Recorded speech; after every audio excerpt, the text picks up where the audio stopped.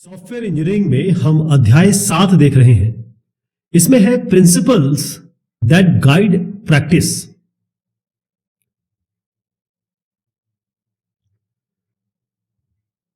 सबसे पहली बात यह है कि सॉफ्टवेयर इंजीनियरिंग प्रैक्टिस क्या है।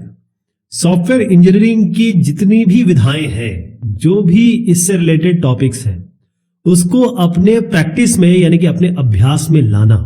जब हम वाकई सॉफ्टवेयर बना रहे हैं तब उसका उपयोग करना। प्रैक्टिस का मतलब क्या होता है कि भाई जो भी कॉन्सेप्ट, अवधारणा, जितने भी सिद्धांत है या जो भी तरीके या जितने भी उपकरण, टूल्स ये हम ने सीखे हैं या हम सीखेंगे, सॉफ्टवेयर इंजीनियर जिसका उपयोग दिमागी तौर पे मतलब जो उसने पढ़ रखा है या जब वो करना चाहता है, जैसे कोई डॉक्यूमेंट बनाना है या फिर कोई टेस्टिंग करनी है, तो हर चीज का अभ्यास या अपनी प्रैक्टिस में लाए। तो प्रैक्टिस ये बेसिकली हमारा काम क्या है, सॉफ्टवेयर इंजीनियर का काम तो यही है कि भाई हमको प्रोजेक्ट बनाना है, सॉफ्टवेयर प्रोजेक्ट को डिलीवर करना है। तो मैनेजर बहुत अच्छी तरीके से मैनेज कर सकता है और सॉफ्टवेयर इंजीनियर एक्चुअली बना सकता है, यानी प्रैक्टिशनर्स कह लें जो कोडिंग करते हैं या टेस्टर्स कह लें, ये सारे लोग इन प्रैक्टिस का इस्तेमाल करके अच्छा सॉफ्टवेयर बना सकते हैं। होता यह है कि प्रैक्टिस से हम कोई भी अप्रोच को, जैसे मान लीजिए आप एक जगह से दूसरी जगह जाने का प्लान करते हैं, ये सोर्स है, डेस्टिनेशन है। अगर आपने प्री प्लान नहीं किया हुआ है तो हो सकता है आपको दिक्कतें आए, कहीं आप बीच में रुके तो यहाँ होटल ना मिले आपको, आपने बुक भी नहीं कराया। तो अगर आप प्रॉपर प्लान करके चलेंगे तो हो सकता है रास्ता आपका सुखद हो। तो हम क्या देखने वाले हैं कि सॉफ्टवेयर डेवलपमेंट लाइफ साइकिल या सॉफ्टवेयर इंजीनियरिंग में जितनी प्रैक्टिसेस हैं वो किस तरीके से इन प्रिंसिपल, उसके प्रिंसिपल क्या होते हैं, हमारे क्या तरीके होते हैं जो हमारे दिमाग में हो और हम उसे अप्लाई करें ताकि हम एक अच्छा सॉफ्टवेयर बना सकें। सॉफ्टवेयर इंजीनियरिंग नॉलेज, यहां पर देखिएगा स्टीव मैककॉनल साहब है। अब इन्होंने एक बड़ी बेहतरीन बात कही, एक एडिटोरियल पब्लिश हुआ IEEE में। तो ये मैककॉनल साहब, स्टीव साहब, इन्होंने कहा कि बहुत सारे जो सॉफ्टवेयर प्रैक्टिशनर्स हैं, यानी कि जो भी हम अपने इंजीनियरिंग में या अपने कंप्यूटर साइंस कोर्स में पढ़ते हैं, वहां पर हम कोशिश करते हैं भाई जावा, आगे जावा सीख लें, पर्ल सीख लें, HTML, चाहे C#, पाइथन फटाफट सीख लें, लिनक्स भी जान जाए, विंडोज भी जान जाए। लेकिन जो ये सॉफ्टवेयर डेवलपमेंट का जो नॉलेज है, यानी कि एक्चुअल प्रोग्रामिंग का या फिर उससे रिलेटेड साइंस का जो नॉलेज है, उसकी केवल 3 साल जिंदगी होती है। इन्होंने कहा 3 हाफ लाइफ। 3 साल के बाद बड़ी बात है जो अभी तक स्टैटिस्टिक्स चली आ रही है कि वो चेंज हो जाएगा, यानी वो उसमें परिवर्तन हो जाएगा, नया प्रोग्रामिंग लैंग्वेज, नया एनवायरनमेंट आ जाएगा। लेकिन अगर सॉफ्टवेयर इंजीनियरिंग के जो प्रिंसिपल्स हैं, जो सिद्धांत हैं, अगर उसको आपने समझ लिया तो पूरी जिंदगी, पूरे करियर आप उसका उपयोग कर सकते हैं। वो आपको एक अच्छा सॉफ्टवेयर डेवलपर या सॉफ्टवेयर मैनेजर, लीडर, जो भी आपको पदवी मिलेगी उस अच्छी तरीके से आप अभ्यास कर सकते हैं इस चीज का। तो मैककॉनल साहब ने एक और चीज कही कि जो सॉफ्टवेयर इंजीनियरिंग है उसकी जो नॉलेज है पूरे एक साइंस की, ये पूरे कंप्यूटर साइंस का 75% है नॉलेज। मतलब अगर आपको कोई कॉम्प्लेक्स सिस्टम बनाना है और आपको इसकी नॉलेज है तो 75% काम तो यही हो गया। बाकी आपको 75% ये पता है, बाकी 25% में जो लेटेस्ट लैंग्वेज आ रही है, आपकी एनवायरनमेंट आ रहा है, उसको सीख लीजिए। Principles that guide process. अब आप देखिए, जब मैं प्रोसेस की बात करता हूं, प्रोसेस किस में आते हैं, ये हम सॉफ्टवेयर डेवलपमेंट लाइफ साइकिल के बारे में बात कर रहे हैं। तरह तरह के हमने देखे, waterfall model, prototype, spiral, iterative, agile, scrum, agile के अंदर स्क्रम या XP, कितने सारे हमने देखे। तो कुछ ऐसे प्रिंसिपल्स हैं, सिद्धांत हैं जो फ्रेमवर्क एक्टिविटी में लगाए जा सकते हैं और ये किसी भी सॉफ्टवेयर के लिए या जो भी सॉफ्टवेयर मॉडल आप चूज करते हैं, मान लीजिए स्पाइरल आपने चूज किया या मान लीजिए आप स्क्रम यूज करते हैं, दोनों के लिए ही ये लागू होंगे। और फ्रेमवर्क एक्टिविटी क्या होती है, कम्युनिकेशन से आप शुरू करते हैं, बातचीत यानी रिक्वायरमेंट गैदरिंग होती है, उसके बाद आप पूरा प्लान करते हैं प्रोजेक्ट का, फिर मॉडल करते हैं यानी डिजाइनिंग फेज आ गया, फिर कंस्ट्रक्शन, यहाँ कोडिंग और टेस्टिंग फेज आ गया, बाद में आप डिप्लॉयमेंट करते हैं यानी कि सॉफ्टवेयर देते हैं और उसके बाद उसका मेंटेन भी करते हैं। तो ये जो फ्रेमवर्क एक्टिविटीज है, इसके लिए बताया गया कि कोई भी सॉफ्टवेयर डेवलपमेंट लाइफ साइकिल आप चूज करिए, ध्यान रखिए आप एजाइल रहे। एजाइल मतलब फुर्तीला, यानी फ्लेक्सिबिलिटी हो, यानी आप एक्सेप्टेबल रहे और वेलकम रहे चेंजेस के लिए। तो कोई भी मॉडल हो, प्रिस्क्रिप्टिव यानी कि आपका वाटरफॉल मॉडल टाइप हो गया, या एजाइल कौन से मॉडल हो गए, जो जिनकी फिलॉसफी ये है कि भाई वो अपने लोगों के प्रति, टीम और काम और शेड्यूल, इसके प्रति बड़े वो होते हैं, जागरूक होते हैं और चेंजेस वेलकम करते हैं। कोई भी परिवर्तन हो उसको वेलकम करेंगे। तो प्रिस्क्रिप्टिव हो चाहे एजाइल मॉडल हो, ध्यान रखिए कि टेक्निकल अप्रोच जो हो, जो भी आपका काम करने का तरीका हो, वो सिंपल होना चाहिए। जो भी प्रोडक्ट बनाए, वाटरफॉल मॉडल में बहुत सारे डॉक्यूमेंट्स बनाए जाते हैं क्योंकि वो आगे के लिए काम में आते हैं। एजाइल में बहुत सारी चीजें बनाई जाती है, जैसे मान लीजिए हम स्क्रम की बात करते हैं तो स्क्रम मीटिंग्स होती हैं, या फिर कोई इसमें अगर आप एक्सट्रीम की बात कर ले प्रोग्रामिंग की तो यूजर स्टोरीज बनती हैं, तो और या यूनिट टेस्ट्स बनते हैं। तो ये सब जो चीजें हैं वो आपको कम बनानी है पहली चीज, और आपको लोकली एज अ टीम आपको डिसीजन लेना है कि अभी क्या करना है, अभी क्या करना है। दूसरी चीज इसमें बताई गई है कि अगर आप software development life cycle choose करते हैं कोई भी, तो हर जगह आपको क्वालिटी पे ध्यान देना है। चाहे कोई भी प्रोसेस हो, कोई भी जैसे मान लीजिए आप एक इस प्रोसेस पे हो, प्लानिंग प्रोसेस पे हो, तो यहां पर कौन सी क्रियाएं करनी है, कौन से एक्शन करने हैं, कौन से काम टास्क करने हैं, हर जगह आपको ये देखना है कि भाई क्वालिटी मेंटेन रही, हमारी गुणवत्ता से कभी भी हम इसके साथ कोई कॉम्प्रोमाइज ना कर पाए। Be ready to adapt. जैसे मैंने आपसे कहा कि प्रोसेस या सॉफ्टवेयर डेवलपमेंट लाइफ साइकिल अगर आपको वाटरफॉल मॉडल बता दिया गया है तो कोई ये रिलीजन नहीं हो गया। यानी रिलीजन में क्या होता है, आदमी डॉगमैटिक हो जाता है, यानी लकीर का फकीर बन जाता है कि जो चीज बोल दी गई वही करता चला रहा है सालों से। उसमें वो चेंज की शक्ति नहीं होती या फिर वो कंस्ट्रेंट्स में रहता है। यहां पर ऐसा नहीं है, आपको अडेप्ट करना है, यानी कि समय और समाज के अनुसार, समाज क्या है यहाँ पर, सॉफ्टवेयर इंडस्ट्री, उसके हिसाब से परिवर्तन करना है। Build an effective team. ध्यान रखिए, सॉफ्टवेयर बनाने वाले आप, यूज करने वाले आप, यानी आप जैसे लोग। तो यहां पर जब भी कोई टीम बन रही है सॉफ्टवेयर डेवलपमेंट के लिए, वो सेल्फ ऑर्गेनाइजिंग होनी चाहिए, यानी टीम में एकता होनी चाहिए, आपस में विश्वास होना चाहिए और मोहब्बत होनी चाहिए, रिस्पेक्ट होनी चाहिए एक दूसरे के प्रति। सबसे जरूरी बात आती है कम्युनिकेशन की और कोऑर्डिनेशन की। कम्युनिकेशन का मतलब यह होता है लोगों में बातचीत। अब कौन कौन से लोग इसमें आ सकते हैं? आप एज अ डेवलपर आप मैनेजर से बात करेंगे, मैनेजर हो सकता है स्टेक होल्डर से बात करे, स्टेक होल्डर हो सकता है आपस में बात करे। इस तरीके से बहुत सारे कम्युनिकेशन होते हैं। हो सकता है मैनेजर किसी टेक्नोलॉजिस्ट से बात करे, आपका डेवलपर किसी अपने फ्रेंड से बात करे फेसबुक पे टेक्निकल एक्सपर्टीज लेने के लिए। तो ये तमाम तरीके के कम्युनिकेशन हो सकते हैं और इस कम्युनिकेशन, इस बातचीत को, इस संचार को आपको कोऑर्डिनेट भी करना पड़ता है। हैफर्स्ट मान लीजिए एक मीटिंग में आप बैठे हैं और मीटिंग में 4 लोग बैठे हैं और चारों एक साथ बोल रहे हैं, तो समन्वय तो हो नहीं पाया, कोऑर्डिनेशन तो नहीं हो पाएगा। तो यहां पर आपको ध्यान रखिए कि कम्युनिकेशन बहुत प्रॉपर, बहुत अच्छी तरीके से करना है, तभी आपका प्रोडक्ट बन पाएगा अच्छे से। वरना किसी क्रैक में अगर चली गई कोई बातचीत, तो आगे चल के पता चली कि यार ये बातचीत, ये तो पता नहीं चला था हमें। Manage change. अब मैंने कहा कि चाहे प्रिस्क्रिप्टिव हो, चाहे आप एजाइल हो, कोई इनफॉर्मल, फॉर्मल, अब कोई भी अप्रोच आप अपनाएं, ये आपके ऊपर है। जो भी चेंज है, अगर आपके पास कोई आपका स्टेक होल्डर आया और उसने कहा भाई मुझे तो चेंज चाहिए, मुझे ये मेन्यू नहीं चाहिए, आप मेन्यू इधर बनाइए, तो चेंज क्या उसने रिक्वेस्ट किया है, क्या मांगा है आपसे, चेंज क्या किया जाना चाहिए, नहीं किया जाना चाहिए, चेंज का अप्रूवल और उसका इंप्लीमेंटेशन, यानी उसको वाकई में करके देना, जो उसने मांगा है वो करके देना, ये बहुत जरूरी हो जाता है। उसको मैनेज करना बहुत इंपॉर्टेंट होता है। Assess risk. कोई भी ऐसी चीज नहीं है जो गलत नहीं हो सकती। पूरी दुनिया में कोई ऐसा आप कह नहीं सकते कि मैंने परफेक्ट चीज बना दी है। तो हर चीज जैसे सॉफ्टवेयर है वो भी कभी ना कभी कोई दिक्कत करेगी, है ना। तो आपके पास कंटिजेंसी प्लान होने चाहिए। कंटिजेंसी प्लान का मतलब ये होता है कि अगर कोई नुकसान हो गया, अगर कोई फेलियर हो गया, तो आपको क्या करना है। सॉफ्टवेयर डेवलपमेंट लाइफ साइकिल कोई छोटी मोटी बात तो होती नहीं है। ये आपको प्रोजेक्ट जो होता है 1 साल, 2 साल, 3 साल ऐसे प्रोजेक्ट मिलता है, तो वहां पर आपको जोखिम के अगर जोखिम आता है तो उसके विरुद्ध क्या कार्रवाई करनी है वो देखना है। Create work products that provide value for others. अब आप देखिए कि आप रिक्वायरमेंट बना रहे हैं, यूजर से इंटरेक्ट करके रिक्वायरमेंट बना रहे हैं। अब ये जो रिक्वायरमेंट है यही तो मॉडलिंग की जाएगी, इसके एनालिसिस और मॉडलिंग की जाएगी, मॉडल बनाए जाएंगे और उन्हीं मॉडल के हिसाब से कोडिंग होगी। ये तो आप जानते हैं। अगर ये रिक्वायरमेंट ठीक से नहीं ली गई तो क्या उसके प्रॉपर मॉडल बन पाएंगे? अगर आपने ठीक से मॉडल नहीं बनाए तो उसी हिसाब से क्या कोडिंग हो पाएगी? तो आप जो भी बना रहे हैं वो अच्छा होना चाहिए। एम्बिग्यूटी मतलब स्पष्टता होनी चाहिए, उसमें क्लियरनेस होनी चाहिए और कोई चीज छोड़िए मत। हो सकता है छूट जाए लेकिन बहुत सारी चीज मत छोड़िए। तो बात यह है सारी कि जो भी इसमें गतिविधियां, फंक्शन, कार्यवाही या फिर विशेषताएं, फीचर, कैरेक्टरिस्टिक आपके सॉफ्टवेयर में चाहिए, ठीक है, तो जो भी आप बना रहे हैं वो आगे की तरफ बढ़ेगी। ये पास्ड अलोंग होती है, यहां से यहां, यहां से यहां, हर एक आदमी दूसरे आदमी को देता है, तो ऐसा बनाइए ताकि दूसरा आदमी सही बन पाए, क्योंकि यहां पर अगर एक फेलियर हो गया तो वो प्रोपोगेट होगा।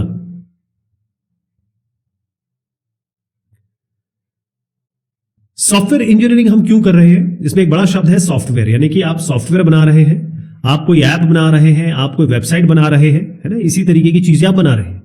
मेन आपका काम क्या है? सॉफ्टवेयर इंजीनियरिंग क्यों पढ़ रहे हैं हम, क्यों जान रहे हैं? मेन काम यह है कि भाई हमको जो टाइम दिया उसमें हम कंप्लीट कर लें, गुणवत्ता के हिसाब से, क्वालिटी के हिसाब से, चाहे परफॉर्मेंस हो, चाहे उसकी यूजिबिलिटी हो, जो भी चीज है वो आप बेहतरीन दें, और ऐसा सॉफ्टवेयर दें कि यूजर ने आपसे खेत मांगा है, आप खलिहान ना दें। यानी जितने भी फंक्शन और फीचर, जो वो फंक्शन मांग रहा है कि भाई ये काम होना चाहिए, फीचर इसमें ये चीजें हमें मिलनी चाहिए, वो सारी चीजें आप स्टेक होल्डर को यानी कस्टमर को, एंड यूजर को दें। मेन काम सॉफ्टवेयर इंजीनियरिंग का यही है, उसका अभ्यास हम इसीलिए करना चाहते हैं। अब इसको पाने के लिए कुछ ऐसी कोर मतलब होता है बिल्कुल आंतरिक, इंटरनल सिद्धांत है, फंडामेंटल प्रैक्टिसेस है जो हमें करनी चाहिए। कैसे करेंगे? क्योंकि हमें ये सारी चीजें करनी है भाई, टाइम पे देना है, बजट के अंदर देना है, गुणवत्ता भी देनी है, क्वालिटी भी देनी है। तो डिवाइड एंड कॉन्कर ये अंग्रेजों ने बहुत अच्छी तरीके से किया है। इन्होंने क्या किया कि हिंदुस्तान पाकिस्तान अलग कर दिया, जहां जहां ये गए वहां लोग जब रेखाएं खींच दी, आज तक लोग लड़ रहे हैं और ये लोग राइज कर रहे हैं, होता है ना। लेकिन ये डिवाइड एंड कॉन्कर ऐसा नहीं है। इसमें क्या है कि सेपरेशन ऑफ कंसर्न्स। इन्होंने कहा कि भाई जो भी सॉफ्टवेयर एनालिसिस का मतलब ये होता है कि जो भी आपने रिक्वायरमेंट ली है उसको ठीक से समझा जाए और उसके हिसाब से आगे की चीजें डिसाइड की जाए। डिजाइन मतलब ये होता है कि भाई जो कोडिंग होने वाली है उसके लिए आप खाका तैयार करें, फ्रेमवर्क तैयार करें, एक आर्किटेक्चर तैयार करें, स्केलेटन तैयार करें। तो यहां पर सेपरेशन ऑफ कंसर्न की बात क्या होती है कि आप मान लीजिए आपके पास एक बोरी है, बहुत बड़ी बोरी है, बोरी मतलब कट्टा कह लीजिए, इसमें कम से कम 50 या 60 किलो रेत है। आप अकेले आदमी उठा पाएंगे इसको? नहीं उठा पाएंगे। अब इसी बोरी को मैं कर देता हूं 2 में 30 उठा लेंगे, मुझे लगता है उठा लेंगे। और नहीं होता है तो एक काम करिए, आप इसको कर दीजिए 10, ऐसे करते करते इसके कितने 6 बोरे बना दीजिए। अब उठा लेंगे, आराम से उठा लेंगे। तो ये कंसर्न्स है, हर एक जो कंसर्न है, हर एक जो एक पार्ट है, वो उसको फंक्शनैलिटी में डिवाइड कर दीजिए। मान लीजिए आपके पास 60 फंक्शनैलिटी है तो 5-5 में डिवाइड कर दीजिए, 10-10 में डिवाइड कर दीजिए, और एक ऐसे डिवाइड करिए कि इन सबको इंडिपेंडेंटली आप उठा सकते हो, यानी कि वैलिडेट कर सकते हो, डेवलप कर सकते हो, यानी उठा सकते हो और उठा के पहुंचा सकते हो सही जगह पे, वैलिडेशन हो गया। और ये 10 किलो कोई और उठा लेगा, ये 10 किलो कोई और उठा लेगा, है ना। तो इसे ही हम सेपरेशन ऑफ कंसर्न कहते हैं। Understand the use of abstraction. अब एब्स्ट्रैक्शन का मतलब हिंदी में इसको कहते हैं अमूर्तता। एब्स्ट्रैक्शन का मतलब यह है कि जब कोई आपके घर में पहली बार आता है, फर्स्ट डे, तो आपके पूरे घर को देखता है, यानी वो हाई लेवल व्यू है उसका, हाई लेवल व्यू है ना। फिर वो आपके घर में अगर मान लीजिए 1 हफ्ते रह लेता है तो आपके वो कमरों को जान जाता है, लोगों के बारे में जान जाता है, फिर वो एक मिडिल लेवल आपका हो गया ना। उसके बाद जब वो कुछ और दिन रह लेता है, मान लीजिए 2 महीने 6 महीने रह लेता है, तो वो ये भी जान जाता है कि देखो ये नल चूता है, ये जो है इसकी कुंडी खराब है पीछे वाले दरवाजे की। तो इसे एब्स्ट्रैक्शन कहते हैं। कहने का मतलब ये होता है, एब्स्ट्रैक्शन का मतलब ये है कि हम वहां से शुरू करें, हाई लेवल मॉडल से शुरू करें। जैसे मान लीजिए आप एक्सेल में काम करना चाहते हैं या एक्सेल बनाना चाहते हैं, ये एक्सेल जैसा कुछ डेवलप करना चाहते हैं, तो पहले एक्सेल को देखिए, एक्सेल क्या काम करेगा, उसके लिए पहले डिजाइन करिए, उसके लिए एनालिसिस करिए, और उसके बाद एक्सेल में के अंदर क्या क्या काम हो सकते हैं। जैसे कॉलम बनाया जाता है एक्सेल में, कॉलम और रो में काम होता है। यहां पर आपको एक फंक्शन चाहिए होगा सम करने का, एवरेज निकालने का, है ना। ये जो चीज चाहिए ना आपको, ये आप सेकंड लेवल या थर्ड लेवल के एब्स्ट्रैक्शन में जाएंगे। एब्स्ट्रैक्शन का मतलब होता है कि आपको पूरे सॉफ्टवेयर को अलग अलग लेवल पे, हायर से लेकर लोअर लेवल तक इसको देखते हुए चलना है। स्ट्राइव फॉर कंसिस्टेंसी, ये बड़ा इंपॉर्टेंट है भाई। इसमें क्या है कि कोई भी जब शुरुआत आप सॉफ्टवेयर की बनाने की करते हैं, तो रिक्वायरमेंट जब गैदर हो जाते हैं, आपने सारी जानकारी ले ली यूजर से, उसके बाद आप एनालिसिस करते हैं उसकी रिक्वायरमेंट में क्या क्या करना है, क्या क्या नहीं करना, फिर डिजाइन बनाते हैं, सोर्स कोड बनाते हैं, फिर टेस्ट केसेस बनाते हैं ताकि हम टेस्ट कर सकें। अब इसमें क्या है, कंसिस्टेंसी का मतलब ये है, अब इसको एग्जाम्पल से मैं समझाता हूं आपको। मान लीजिए आपको किसी ने कहा कि एक वेब ऐप बनाइए या वेबसाइट बनाइए। अब आपने पेज डिजाइन किया, अब इस मान लीजिए 50 पेज है। पहला पेज आपने डिजाइन कर दिया ब्लू में, दूसरा कर दिया ग्रीन में, एक में मेन्यू यहां पर है, अगले वाले में मेन्यू यहां पर है, तो गलत हो जाएगा। एर्गोनॉमिकली यानी कि आप अच्छे से इंसानी यूज, मोस्टली लोग सीधे हाथ से यूज करते हैं, तो मेन्यू वहां दीजिए जहां पर वो आराम से यूज कर सके। और कोई मूक बधिर हो वो भी यूज कर सके। कहने का मतलब ये है कि सारे कलर, सारे स्कीम, वो सब आपको कंसिस्टेंट फॉलो करनी है, एक रूपता रखनी है उनमें। Focus on the transfer of information. Information जैसे मैंने कहा कि अगर आप आधी अधूरी बात करेंगे तो काम नहीं चलेगा। यहां पर क्या होता है कि यहां पर मान लीजिए आपने एक एप्लीकेशन बनाया और यहां पर अपना कोड लिखा, वो कोड मान लीजिए कोई काम करता है, मान लीजिए डेटा लेके आता है, तो वो डेटा जाएगा, वो डेटाबेस से लेगा। यहां पर आपका इंटरफेस है, ये इस इंटरफेस को आपको बहुत जो, क्योंकि डेटा फ्लो यहीं से कर रहा है और डेटा फ्लो यहीं से आ रहा है, चाहे आप किसी नेटवर्क से बात कर रहे हो तो आपका ये इंटरफेस हो गया, नेटवर्क इंटरफेस हो गया, डेटाबेस इंटरफेस हो गया। तो यहां पर अगर आपने कुछ चूक कर दी तब नुकसान होगा आगे चल के सॉफ्टवेयर का।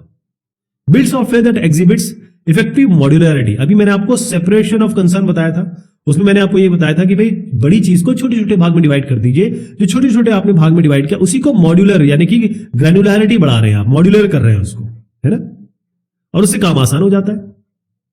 मॉड्यूलरिटी इफेक्टिव होनी चाहिए। पता चला कि आपने क्या किया कि आपके पास 60 किलो का बोरा है, आपने एक तो 10 किलो का बोरा बना दिया और एक जो है 50 किलो का बना दिया, तो ये तो मॉड्यूलरिटी अच्छी नहीं हुई ना। ठीक है जी। तो यहां पर क्या है, दो चीज आती है, कोहेजन और कपलिंग। कोहेजन कपलिंग बार बार मैं बोलूंगा, उसको समझने की कोशिश करिए। कोहेजन मतलब आपने एक फंक्शन लिखा मान लीजिए ऐड करने का, दूसरा फंक्शन लिखा आपने मान लीजिए मल्टीप्लाई करने का।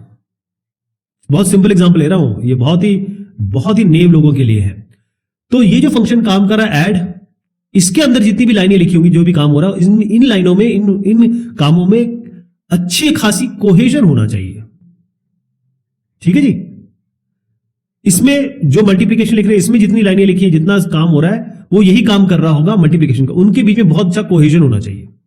लेकिन ये जो दोनों फंक्शन है ऐड और मल्टीप्लिकेशन, इनके बीच में कपलिंग, मतलब इनके बीच में डिपेंडेंसी, कपलिंग जिसे मैं कह रहा हूं, वो कम से कम होनी चाहिए, मिनिमम होनी चाहिए। तो कोहेजन मतलब एक फंक्शन या एक मॉड्यूल के अंदर की बात कर रहा हूं, उनमें बहुत स्ट्रांग कोहेजन होना चाहिए, क्योंकि वो जो काम कर रहे हैं वो पूरी तरीके से वही काम करें। ऐसा ना हो कि ये ऐड का भी काम, ये जो वाला फंक्शन है ये मल्टीप्लिकेशन का भी काम कर रहा है, ऐसा नहीं होना चाहिए। और दो अलग अलग जो मॉड्यूल है उनके बीच में कपलिंग मतलब इंटरडिपेंडेंसी कम से कम होनी चाहिए। इसी का मतलब ये है।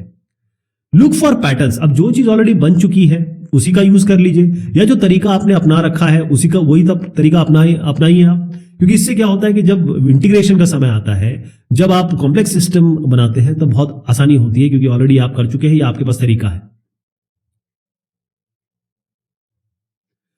जैसे लुक फॉर पैटर्न्स तो खैर मैंने आपको बता दिया। एक और चीज मैं बताता हूं, when possible represent the problem and it's solution from a number of different perspective. अब आप देखें कि आपको जाना है मान लीजिए बाहर, ठीक है, अब आपकी सैटरडे की पार्टी है, आपका क्या होगा, मुझे फन करना है, मजा करना है, आज खाना पीना अच्छे से। लेकिन यहीं पे आपके पिताजी क्या बोलेंगे, बेटा 9 बजे से पहले आ जाना। मम्मी का कंसर्न क्या होगा, बेटा कोरोना फैला हुआ है, मत जा, कहीं तुझे कोई दिक्कत ना हो जाए, है ना।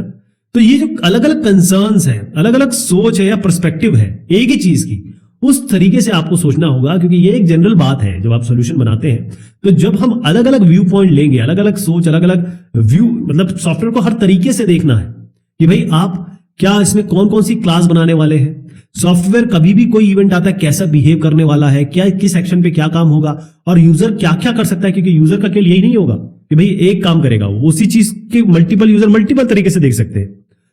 Remember that someone will maintain the software. अब आप सॉफ्टवेयर बना के तो दे दिया आपने, अब आपको मेंटेन भी करना है। सॉफ्टवेयर का मेंटेनेंस का मतलब ये होता है कि एक बार आपने जब दे दिया तो उसमें जो चेंजेस आते हैं या उसमें कोई बग आता है, कोई दिक्कत आती है, वो सब आपको करना होगा।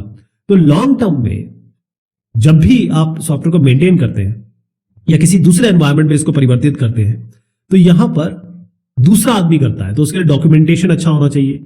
इतने सारे बग ना छोड़ दें, इतनी सारी दिक्कतें ना छोड़ दें, इतने सारे एरर ना छोड़ दें कि आगे चल के वो आपको दिक्कत करे। ठीक है। और जब भी यूजर आपसे कोई कैपेबिलिटी या कोई चीज डालने की बोल रहा है या चेंज करने की बोल रहा है, तो उसके लिए आपको तैयार रहना चाहिए। Principles that guide communication. अब जब आप बातचीत करते हैं तब क्या तरीका अपनाते हैं, यहां हम बात कर रहे हैं सॉफ्टवेयर इंजीनियरिंग में हमारे जो अलग अलग फ्रेमवर्क एक्टिविटी है, जिसमें सबसे पहला होता है कम्युनिकेशन। कम्युनिकेशन का मतलब ये होता है बातचीत, यानी रिक्वायरमेंट गैदरिंग। आपको रिक्वायरमेंट गैदर करना होता है। तो इसकी क्या प्रिंसिपल्स हैं, आपको क्या सिद्धांत फॉलो करने हैं एज ए सॉफ्टवेयर इंजीनियर, आपको क्या सीखना है। एक कस्टमर आपके सामने एक दिक्कत लेके आया है, प्रॉब्लम लेके आया है, यानी कि वो जो प्रॉब्लम है उसकी वो है आपको सॉफ्टवेयर, वेब ऐप या वेबसाइट या कोई ऐप बना के देना है और उसका सोल्यूशन, बेसिकली उसके प्रॉब्लम को सोल्यूशन देना है आपको, यही तो है। तो अगर आप बातचीत नहीं करेंगे, कम्युनिकेशन नहीं होगा अच्छे से, तो कैसे काम बनेगा? तो जो कम्युनिकेशन होता है, संचार होता है, वो सबसे इंपॉर्टेंट होता है, चाहे वो आप अपने लोगों के बीच में कर रहे हो, चाहे वो कस्टमर से कर रहे हो, चाहे अपने सीनियर से कर रहे हो। तो ये बेसिकली क्या है कि यहां बातचीत बहुत जरूरी हो जाती है, ठीक है।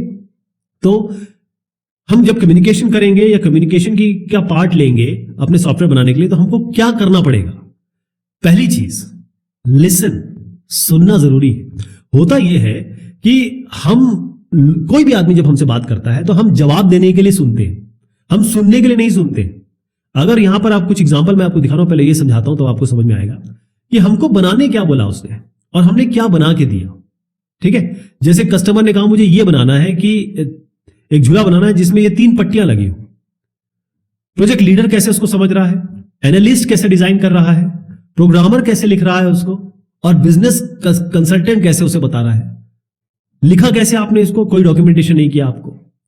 बेसिकली ये सारी चीजें जो है ना कि ये बिलिंग का बता रहे हैं, इतना पैसा इसको ये माइलस्टोन में पैसे दिया गया, कभी कम कभी ज्यादा, और सपोर्ट 0 कर रहे हैं आप, और कस्टमर को क्या चाहिए था, बेसिकली कस्टमर को क्या एक्सप्लेन किया उसने और क्या चाहिए था, वो कितना अंतर है। ये सब प्रॉब्लम कहां आ रही है, क्यों आ रही है?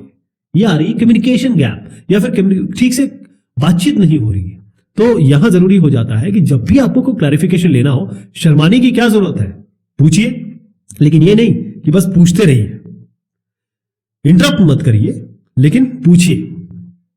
किसी भी तरीके का आर्गुमेंटेशन आपके कंप्यूटर साइंस फील्ड में नहीं, किसी भी वर्ल्ड के किसी भी साइंस में आप देख लीजिए, आपको कोई भी बात आर्गुमेंटेटिव तरीके से फायदा होता नहीं, नुकसान होता है। जब तक आपकी जान के ऊपर ना आ जाए, आप किसी से लड़ाई झगड़ा या फिर ऊंची आवाज में उल्टी सीधी तरीके से बात मत करिए।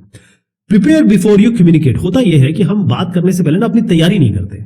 हमको क्या करना है कि जो भी डोमेन, मान लीजिए हमको टेक्नोलॉजी, कम्युनिकेशन टेक्नोलॉजी पे काम करना है, या एक प्रोजेक्ट आ रहा है और उसमें बहुत ज्यादा कम्युनिकेशन यूज किया गया, या फिर आप कहें कोई हार्डवेयर के साथ सॉफ्टवेयर चलाना है, तो उस हार्डवेयर के बारे में पता करना, वो हार्डवेयर के साथ कैसे काम करेगा, वो सब हमको पहले पता होना चाहिए। पहले आपको कोई भी मीटिंग के पहले एजेंडा सेट करना होगा, एजेंडे के लिए तैयारी करनी पड़ेगी।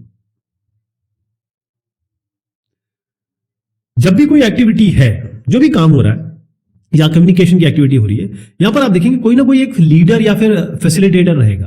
तो जो भी, मान लीजिए ये 4 लोग हैं, ये कुछ बात कर रही है, एकदम से इन्होंने इंटरप्ट किया, तो ये साहब बैठ के बोलेंगे नहीं नहीं नहीं, हम पहले इसको डिस्कशन कर लें।